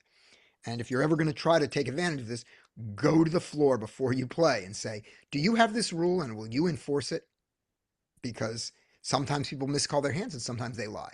And if your hand was going to lose to their actual hand, then you get to win, right? We'll go to Lewis. Okay. And then the one other thing is, yeah, we'll do 5 more minutes. And the one other thing on this is that if you don't muck your hand, if they say I have a straight and they lie and they turn over a pair, like, top pair, and you can't beat top pair, you can't turn over your hand and show, he said he had a straight, he lied, I should get the pot. You have to have mucked your hand. And this is a rule that, again, I would not rely on, but just so you know it. But from now on, we look before we muck from the rest of our lives. All right. Let me see who has not gone a second time. So we'll do Lewis. We'll do Lewis till the second time ends. And that is the last hand was who played the last hand? Anybody remember what Yeah. Mike is showing hands. Who played Mike's last hand? It was it was the straight. It was Rodney. It was a straight. So yeah, put it up. Josh gets Lewis's next hand, and we'll have Josh, Larry, Mike, and then Rob, and we're done. So that's how many hands we'll do. And we'll do them a little faster than usual. Meaning we'll do more than one hand an hour. We've done a lot of hands today. Some casinos have a rule that's illegal, I think. Oh, I want to hear about that.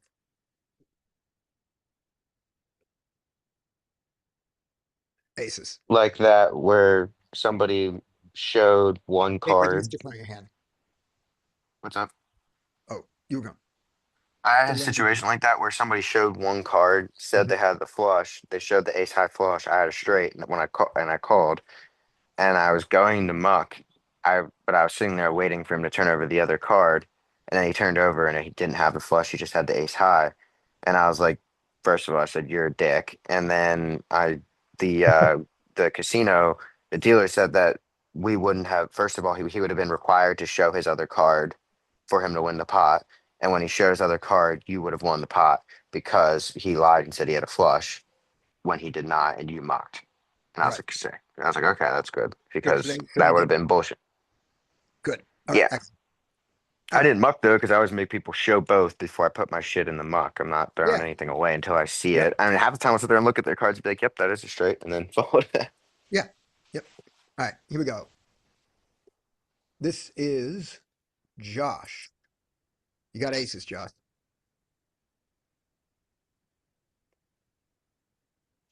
I'll make it 11, right? Okay. Yep. All right. What do you think about his Oh, range, by the way, right now? What do you think about his range? oh, we got cold called by the big blinds. Mm-hmm. Yeah. Shit. You got cold called by the big blinds. Which they should never do. So normally when they do this, I kind of think they've got like jacks or tens or something like that, like a quite big pair. Yeah. Just maybe queens if they're really like a bit nitty, you know? Yeah. But I mean, sometimes people do this live all the time, like with ace king. You know, they do it with it. It kind of is player dependent. Yeah. I've had someone do it to me with like pocket freeze. Yeah. So yeah. A lot of pocket pairs. A lot of pocket pairs in that range. A lot of suited Broadway in that range. Maybe ace queen off for some people. Ace queen suited. They can't four bet it, but they can't fold it. Yep. Yes. What else So I mean, what else do we think about the player when he does this? that they're, you know, that's not a good play. So I think they're, you know, a bit fishy. They're unstudied. I think they're good. not studied. Yeah. Good. And what do we think? And now let's look at one other thing. What do we think about this player? There's one other thing we think about this specific player. I kind of think they're just here for recreation, right? Because they got their hand. They just want to see the flop, man. They don't Look really at his care. stats. It's not the right thing to It do. is fold to 3-bet. Yeah, look at his stats. I don't know how to read that stuff. So. Oh, his VPIP is 73. Ah, right, I see. He's playing 73% of hands. Great, so he's a really loose guy. Okay. Really loose guy. Yeah, but he also his fold to 3-bet's 100%. So that's good. So he's at the top of his range. Put money in pot. It's only 28 hands, but yeah. Yeah, I mean, okay. But still, You don't get a VPIP of 73 playing 28 hands, playing reasonably. You can't get that far out of you. The odds that you got 73% playable hands is so low in 28 hands. All right. All right. Let's get through these. So he's at top of range, so that's great. That means this board probably missed him. So I would bet. So if we bet, now we got the ace of diamonds, so we're not really worried about a flush draw. But yeah, I would bet. How big do we have to bet to get it all in? Yep, that's what you want. I don't know. 3 streets of all. I mean, I would bet at least half. You know, at least half pot, or maybe 3/4. You know. Right. Yeah. All right, Lewis bets extra small. Let's just make sure he catches up on the turn because we want to go bet and get all the money in. We can. This is easy. Great. Yeah, I mean that might slow him down a bit. So, if we bet 20, then the pot will be 80, and we can, yeah. Okay, so I bet 25. I mean.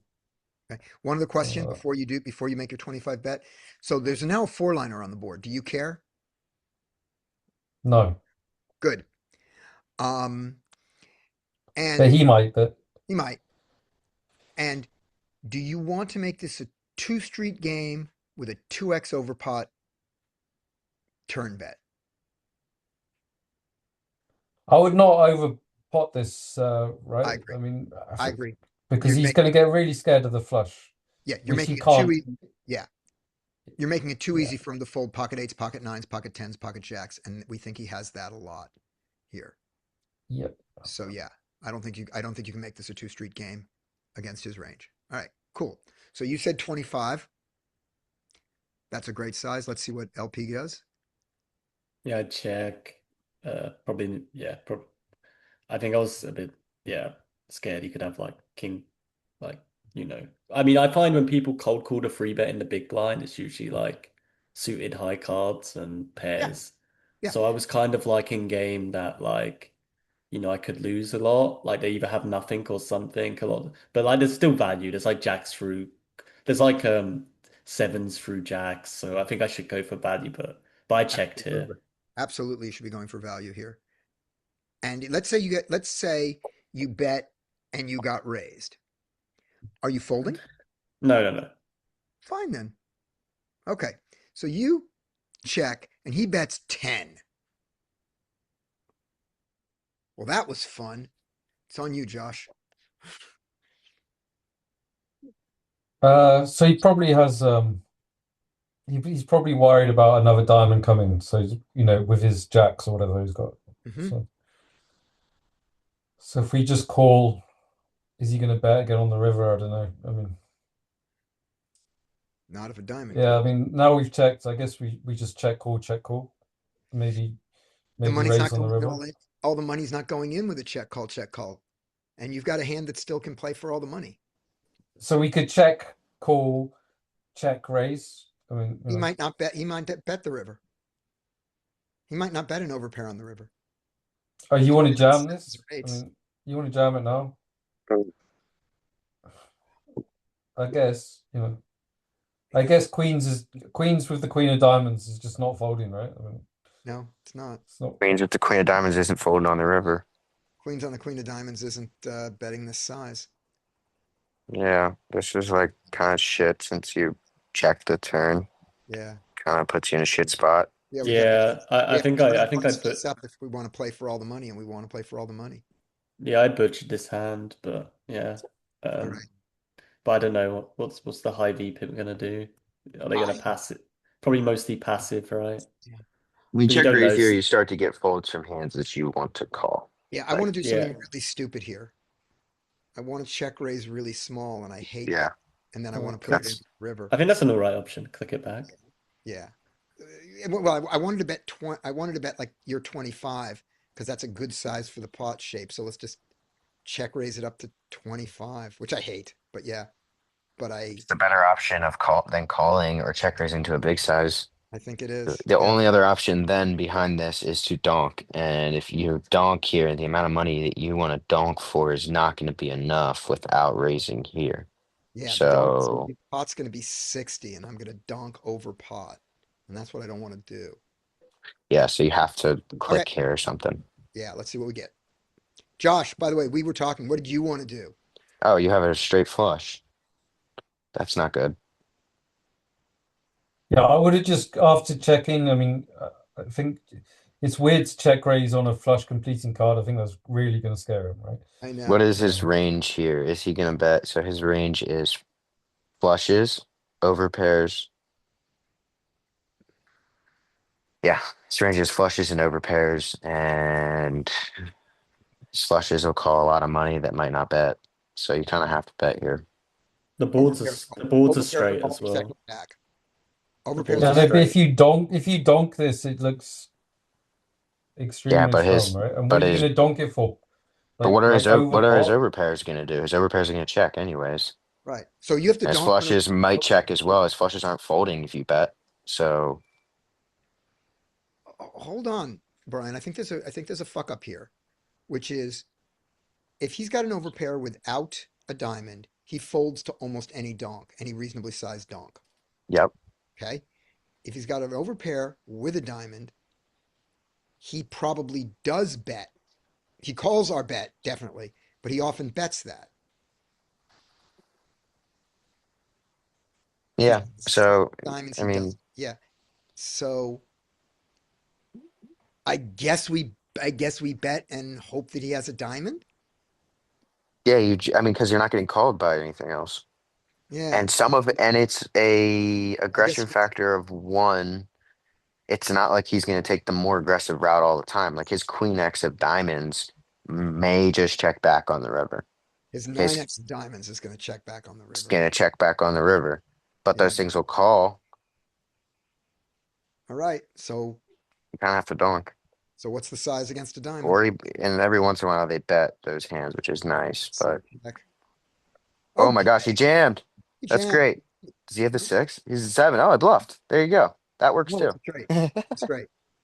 Yeah, it's I a have bluff though. I have no That's a idea what bluff. this I kind of have no idea what this guy done with the top end of the straight. Like Or he's a total fish. That's got to be the fishiest shit ever, or it's a bluff. That's he's just a fish. I don't like why would he bet a straight on a full flush? Yeah, no. Why would he do if this? you have an overpair and if you had a flush, you would have bet. He would have called your jam. He would have called. All right. So you made the most money. You did. Your I played it badly though. Let's be Yes. honest. Yeah, he could. Yeah, he did. He could have he could have folded on the flop. 4, 5, 6, 7. Maybe not. You're betting 25. Yeah, maybe he calls it. What is it? The river Turn? though, Oh my he's god. gonna fold. I He's mean, got he called the flop with Yeah. nothing. Yeah. Do we think this guy knows he's bluffing on the river is the question. Jesus Christ, this is insane. Yeah, I'm gonna continue playing on this site, I Well think. played, Josh. All right, Larry. Yeah, it works. All right. Can I have a straight flush, please? No, And get that's bet no and, fun. and get check bet into. Yeah. Sorry, I just see it. find another hand, sorry. You're looking for my straight flush. I know. All right. While he's looking for the hand, I played on Saturday, and I lost, and I played badly both, and I'm You gonna embarrassed. have hands for us tomorrow? I might. I'm very embarrassed by my hands. Those are the best learning hands I by know. far. I am. I'm just saying. I feel while I was going, I feel very bad about my play. Yeah, I think we all can relate to that. Yep. And if I get All right, another- we've got ace 9 short-handed. let's go. You raising it up? Wait, I'm sorry, checked us? Folded Yeah. us? Yes, let's raise to 3 big blinds. Sure. 3.5. We actually need to have a very robust 4-betting range. Let's look at this guy. 2018, Oh, 3-bet you're going. 11 over 191 cards. We're not folding. We can either 3-bet or fold. 4-bet or call, rather, sorry. And I prefer a 4-bet here. This has some nice removal properties and playability because it's suited. I mean, shouldn't he be free betting a lot of his offsuit nines if he's like theory player? Because you're supposed to free bet like Queen 9, King Yeah, I mean, King 9, yeah, I mean, 10 our 9, 3-bets from Jack 9. the big blind are plentiful. Well, I choose to call. Call Like, is fine. Call is fine. Call is the majority play in Solverland. But Yeah. but there are 4 bets with this hand. All right, so this is interesting. I'm thinking check raise, so let's check. See what his size is. Oh, I mean, you don't. so talk to me about why you're leading here. He's not free betting 7s, 6s, 5s. I think I have the nut advantage, so I develop a dog kid range with Okay. my overs, like gut short. Okay. Yeah, I think check. You can do whatever. You can check raise. I decided to bet. I decided to go for dog kid. Yeah, I think I'm that's sure- fine. This is a Yeah, donkey I'm sure- board. You can donk this board, that's for Yeah, sure. that's yeah. I might be a little too attached to the check raise. I like the check raise here because this donk in a 3-bet pot though. No, either. yeah. Make mean, those, give those 5, 6, 7, give it up into the 9, 8, 10 type range. Jack high, straight and connected. I think that's where your donks will start coming in the 3-bet pots. okay. All right, so we donk and we use the giraffe ganger sizing. All right, so we have got the odds to call. And so we are going to call. But look at how much he has behind. How often is he going to just shove turn? A lot. And we have a Yeah. smidge of fold equity So here. it's going to be 50 plus 70. We're going to have less than a pot size bet in. You have so much equity you can shove if you want. Our call. I think I'm not really super comfortable in these spots. I think I generally think you have so much equity, calling is better. What about his aggression factor? Isn't that pretty high? I don't care about his aggression factor on 191 hands. You really need a lot more hands to have any kind of indication. What about the aggression factor? I'd say, can you find any fold equity here? Then a jam is good. A little bit. But Yeah, not, I think not much. I think maybe jam is. I mean, Mike likes jam here. I yeah. You disagree that there's fold equity here, Mike? No, I disagree with At 191. He thinks- aggression factor. Okay. He disagrees with my poo-poo and the aggression factor over 200 hands. Here we go. All right. Okay, so yeah, I mean, I think jam or call. The most Maybe jam fun is better. place He is doesn't. This is jam. underbluffed. Yeah. Jam is fine. Yeah. Yeah. We So can, you have any fold equity you got there. yeah. Yeah. Yeah, and That's- we were actually a favorite against queens. Like I think we had like Yeah. 55. Yeah. I mean, Yeah. also, I'm surprised you didn't want to jam here, Larry, because you want to see a turn and a river here. Yeah, but he's got bluffs sometimes too, and we got just a shit ton of equity. But Just it's a lot of really his- awkward on. I mean, it's really awkward on turn because he's going to jam, He and then jams well, this what do on you turn. do? Do you have 30% equity? We'll go back to it. Do we have 30% equity if we call? We have Because 30. then you can just call and try Here maybe we have save. 55. It's probably 45, 55 here. So And when I we call, think what's that the means on pot? turn we probably do have 30% equity. Let's see. What The was pot. the turn was a 3. The pots, I mean, it's just under a pot size bet if we call. Yeah. So It's like a B90. let's see what B85. the turn was. Give us the turn. Turn was the 3 of hearts. Okay. So on the turn, we've got 9 outs that we believe in, plus 3 more outs well, 9 outs that are good, 3 more outs that we believe in, and 3 more outs maybe 15. We don't have 33% equity on the turn. But it's not going to be, it's going to be less than pot I size. mean, our ace is almost always good. He's right? gonna be I if he bets, counted he's on gonna be betting like 75, isn't it? 75% on the turn.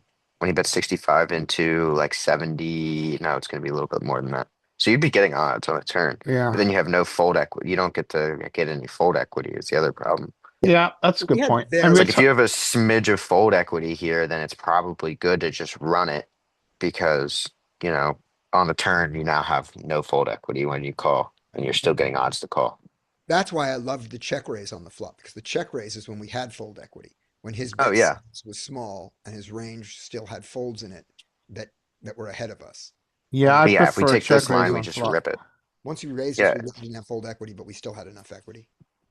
Yeah, I mean, if he ever folds tens 1 in 100 times, then that's good. Yeah. Or even eight- ace king. Or Ace king. Eights. Ace king is great too. Ace king is great too. Because we're ahead. We're behind that. Yeah. All right. Interesting hand.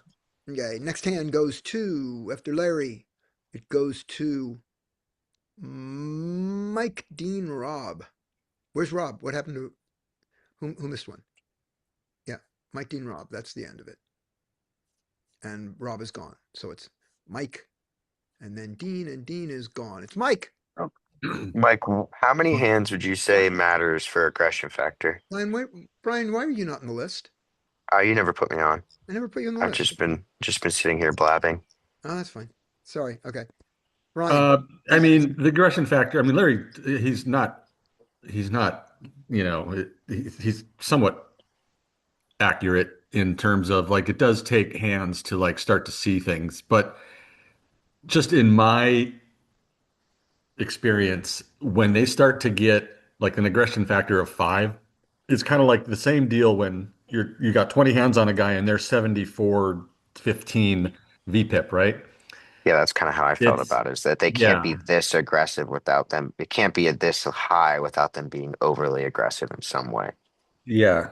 I mean, if it's a It's always splashy it's also game as just sort well. of a tendency, and it's not always super accurate, but it's kind of a tendency. Like I can start making assumptions that they are going to be a little bit more aggressive than typical. But Yeah. All right. it's on us, and the cutoff has raised. I actually use this hand and Queen Nine suited as a 3-bet. Good job. Those are good But numbers. um, but this is certainly Use a King call. Nine. It's at least a Do, call. Yeah, Queen do you Eight and use Queen Nine. Yay. do you use King Nine as well? King Nine. No, I use King Seven and King Six. Hmm. And then Queen 8, Queen 9. And that's how he gets his spread. Yeah, Interesting. Yeah. I use Ace Four and Ace Five, King Six, King Seven, and Queen Eight and Queen Nine. I don't. I just was wondering how you spread it so you have coverage. It's nice. Yeah. Okay, we go for the free bet this time. Get called. Jack 10-8, 2-tone. Okay. I hate it when I hit flops like this. When I when I 3-bet bluff and then I actually hit a flop on the low end. Because this seems like you would need to check quite a bit in theory. This flop, not this hand, but this flop. Judging by the player against here, looks like a decent player. I think in that case, I might check more often. Your hand loves to check here Yeah. because you can call a bet easily and every and almost no turns or rivers make your hand worse. I mean, So I think in almost never game, make your I hand. probably would check. You certainly can bet here, no doubt. And it would be a small bet. Well, I do the big bet. Oh, you go big. Well, I don't know if it's good, to be honest. I think it might be bad. Sure. I think Problem we is do have the nut. I think we do actually we have the nut advantage is close. We definitely have jacks and tens. Well, maybe, but probably not tens full frequency. he has We jacks should and tens too. we should yeah, he has jacks and tens as well. He doesn't And have eights. We don't have eights, but Mhm. we have more aces, kings, queens. He should full bet those. So Mm-hmm. it's yeah, I mean No Do one they has call your 3 bets with Queen Nine suited? the you sh they shouldn't. the A people good probably player do, but should I not. don't think you should. I don't think you should. They shouldn't, but you 3-bet them, so you have I the nut mean, advantage. I mean we should have queen nine suited for free betting. We have jack eight, jack nine suited. 10-8 suited is a free bet if we go back to our chart. See, look, 10 actually tens is we should never have tens, but maybe I do it by accident. Yeah. But Even jacks is not full frequency on the chart. yeah, in this yeah.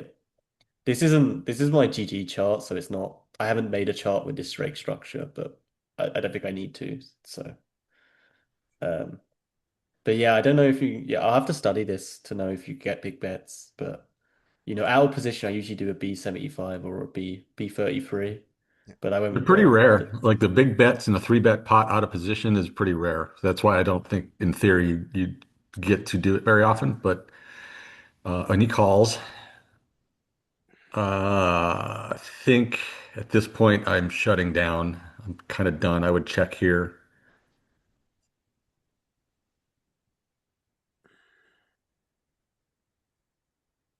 Ugh. I hate it when they just kind of make us indifferent. And we could be dead already. Like we could just be absolutely drawing dead.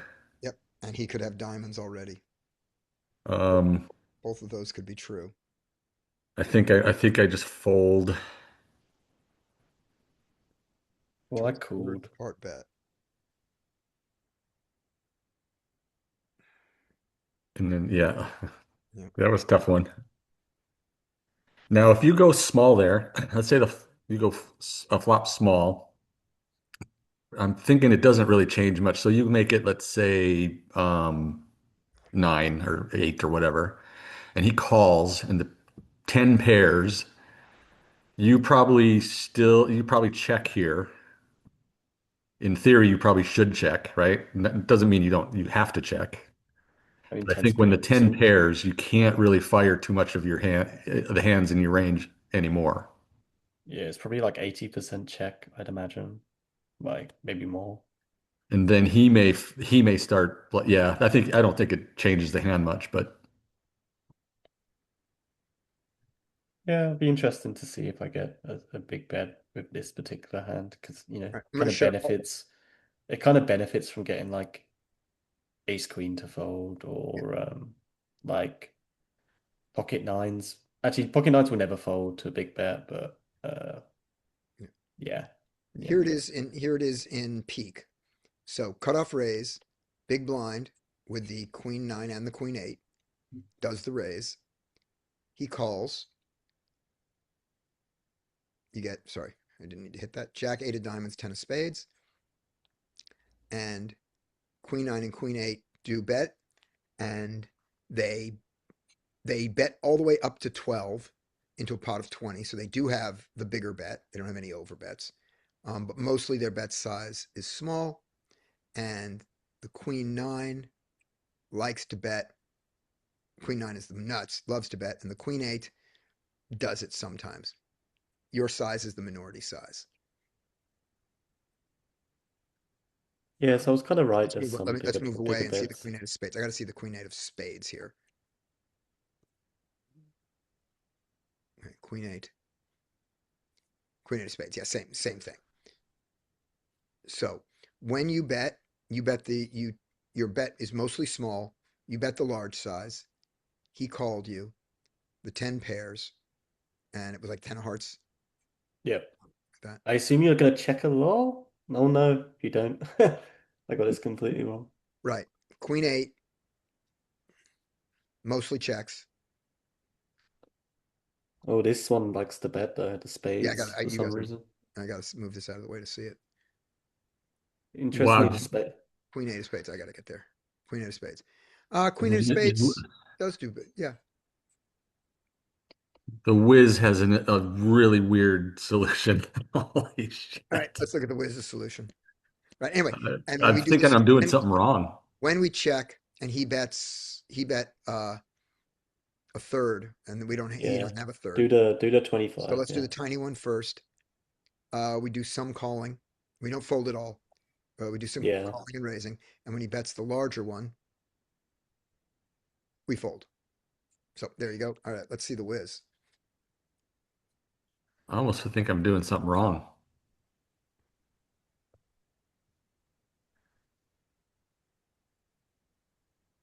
Here we go. So Cutoff raises. cutoff raise. Big blind 3 bets. It's a polarizing size. It's Yep. not the same size as peak. Right. Well, that's fine. I And you went for click that on the size range. anyway. And But queen 8 is in there. Queen 9, not as much, but queen 8's in there. Great. He calls. We get the Jack 8 10.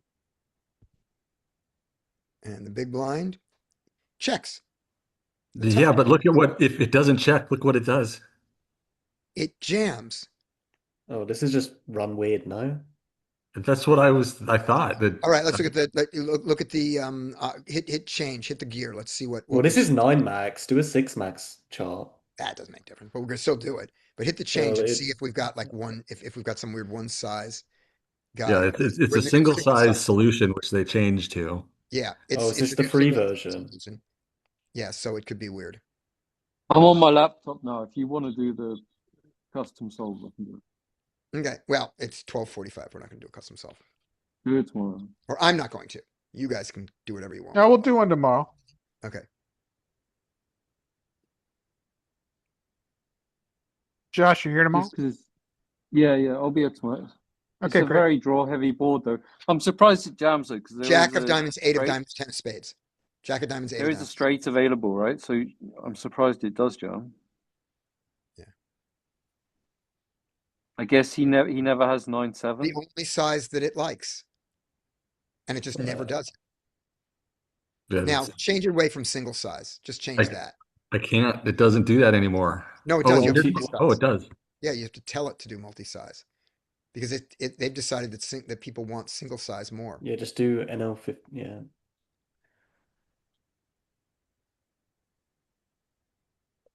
And now look at that. So it's a bug.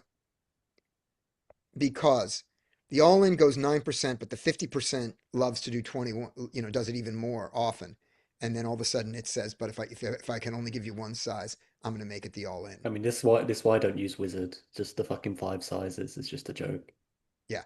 But this tells you, I think this tells you that the algorithm for single sizes is a little fucked up. And if you want to send that note to him, maybe you'll get a free month of Wizard. Send him that exact hand. All right, All right. very last hand. We've gone way long, but Brian hasn't gotten a hand. So one Brian hand. What's your last one, Lewis?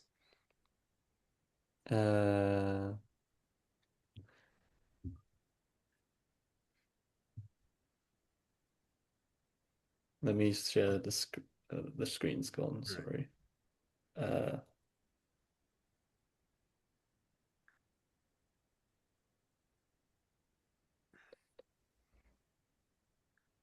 All right. Oh wait, never mind. He raised. Posted then raised. Yeah. Yeah. Who you bet? Oh, Yeah. Yeah, I don't know. I think I saw this guy. He looks like he wasn't raising a lot, so I went for a call. Yeah. I think this is still, and even against his overly big 4 size, I still think King Queen suited is a better 3-bet than a call. But there was a jam stack behind you, by the way. Yeah, some people like to call. boo. Haha. Or make Brian play this. All right. So what did he do? Check. Yeah. All right, we're gonna go half pot. He calls. Now turn pairs the board. What is his range? He's got a lot of shit that has one diamond, single pair. I don't think they're folding to a big size on the turn. So let's go. Let's go over bet the turn. 30? 25 or 30. Okay. What did he do? He check raised you. That's gross. Oh man. I already don't love this. This is a good Brian hand. Oh, we thought this was a bad hand. This is a good hand. Is he ever evaluating anything worse than this? Honestly, probably not. In the board pairs, I don't think they're going to be check raising their lower flushes that often. I don't think he's going to check raise a 4 ton here, but why do I already want to fold? I love this hand. I'm so happy. I already want to fold this shit. What's the opponent? Size making chicken. All right, we got aggression factor up 1. I mean, 22 hands, they have value hands. Yeah, they have a few value hands that we still beat here, so we're gonna call. Mike is not wrong. It's just, this is underbluffed, and oh, What?y rip it. I don't know. I guess you could. Fuck. I want to raise because this size just screams weakness to me, but I love you were gonna fold to a jam, but now you're gonna jam. I love this. well, I now agree. he's screaming at me. It seems like he's not that strong anymore. I agree. What can call? Fuck it. He's got 20 behind. Let's just put the money in. Yeah. Ace Jack. Yep. I Oh. already. Yeah. Yep. Oh, I wanted to fold the flop or to turn. Yeah. Well, when they check raise, man, these guys are so strong in almost every game. yeah, they're not messing around. That's why I And if kind of you're wanted to. and if you're in You a know what? game where they check raise bluff, you probably don't want to be in that game. I mean, now that I think about it, I mean, I thought about it before. Mike slightly increased my idea that we might be ahead, but I just felt like there's not a ton of things he's doing with work. He's betting, check raising on the turn for I mean, when someone raises value for worse. 4x, when someone raises 4x as well, I tend to be a linear range from my experience, Hmm. Like I don't think is a guy really gonna raise 4x with Jack nine of diamonds. I don't know. Probably not. I would say that on the turn we could actually maybe find a fold because what the hell are they check raising there? Yeah, but I see him show up here with aces and kings and queens. Yeah, Hmm, I mean, hmm. Aces with the That's ace. true. yeah, but That's true. he three bet the flop. Oh, no, called. Never mind. Yeah. Yeah, three bet. So did That's anybody?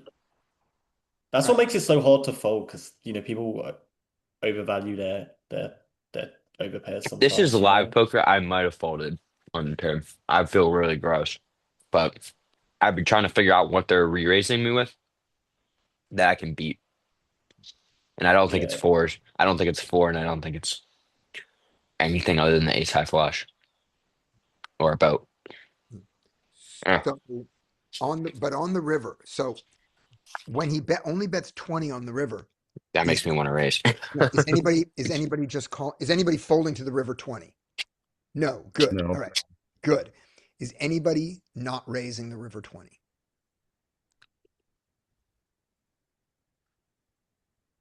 I think I considered just Nick Coolin, but then I was like, no, be a man. He could have aces and kings very easily, or queens. Which he's not folding for like.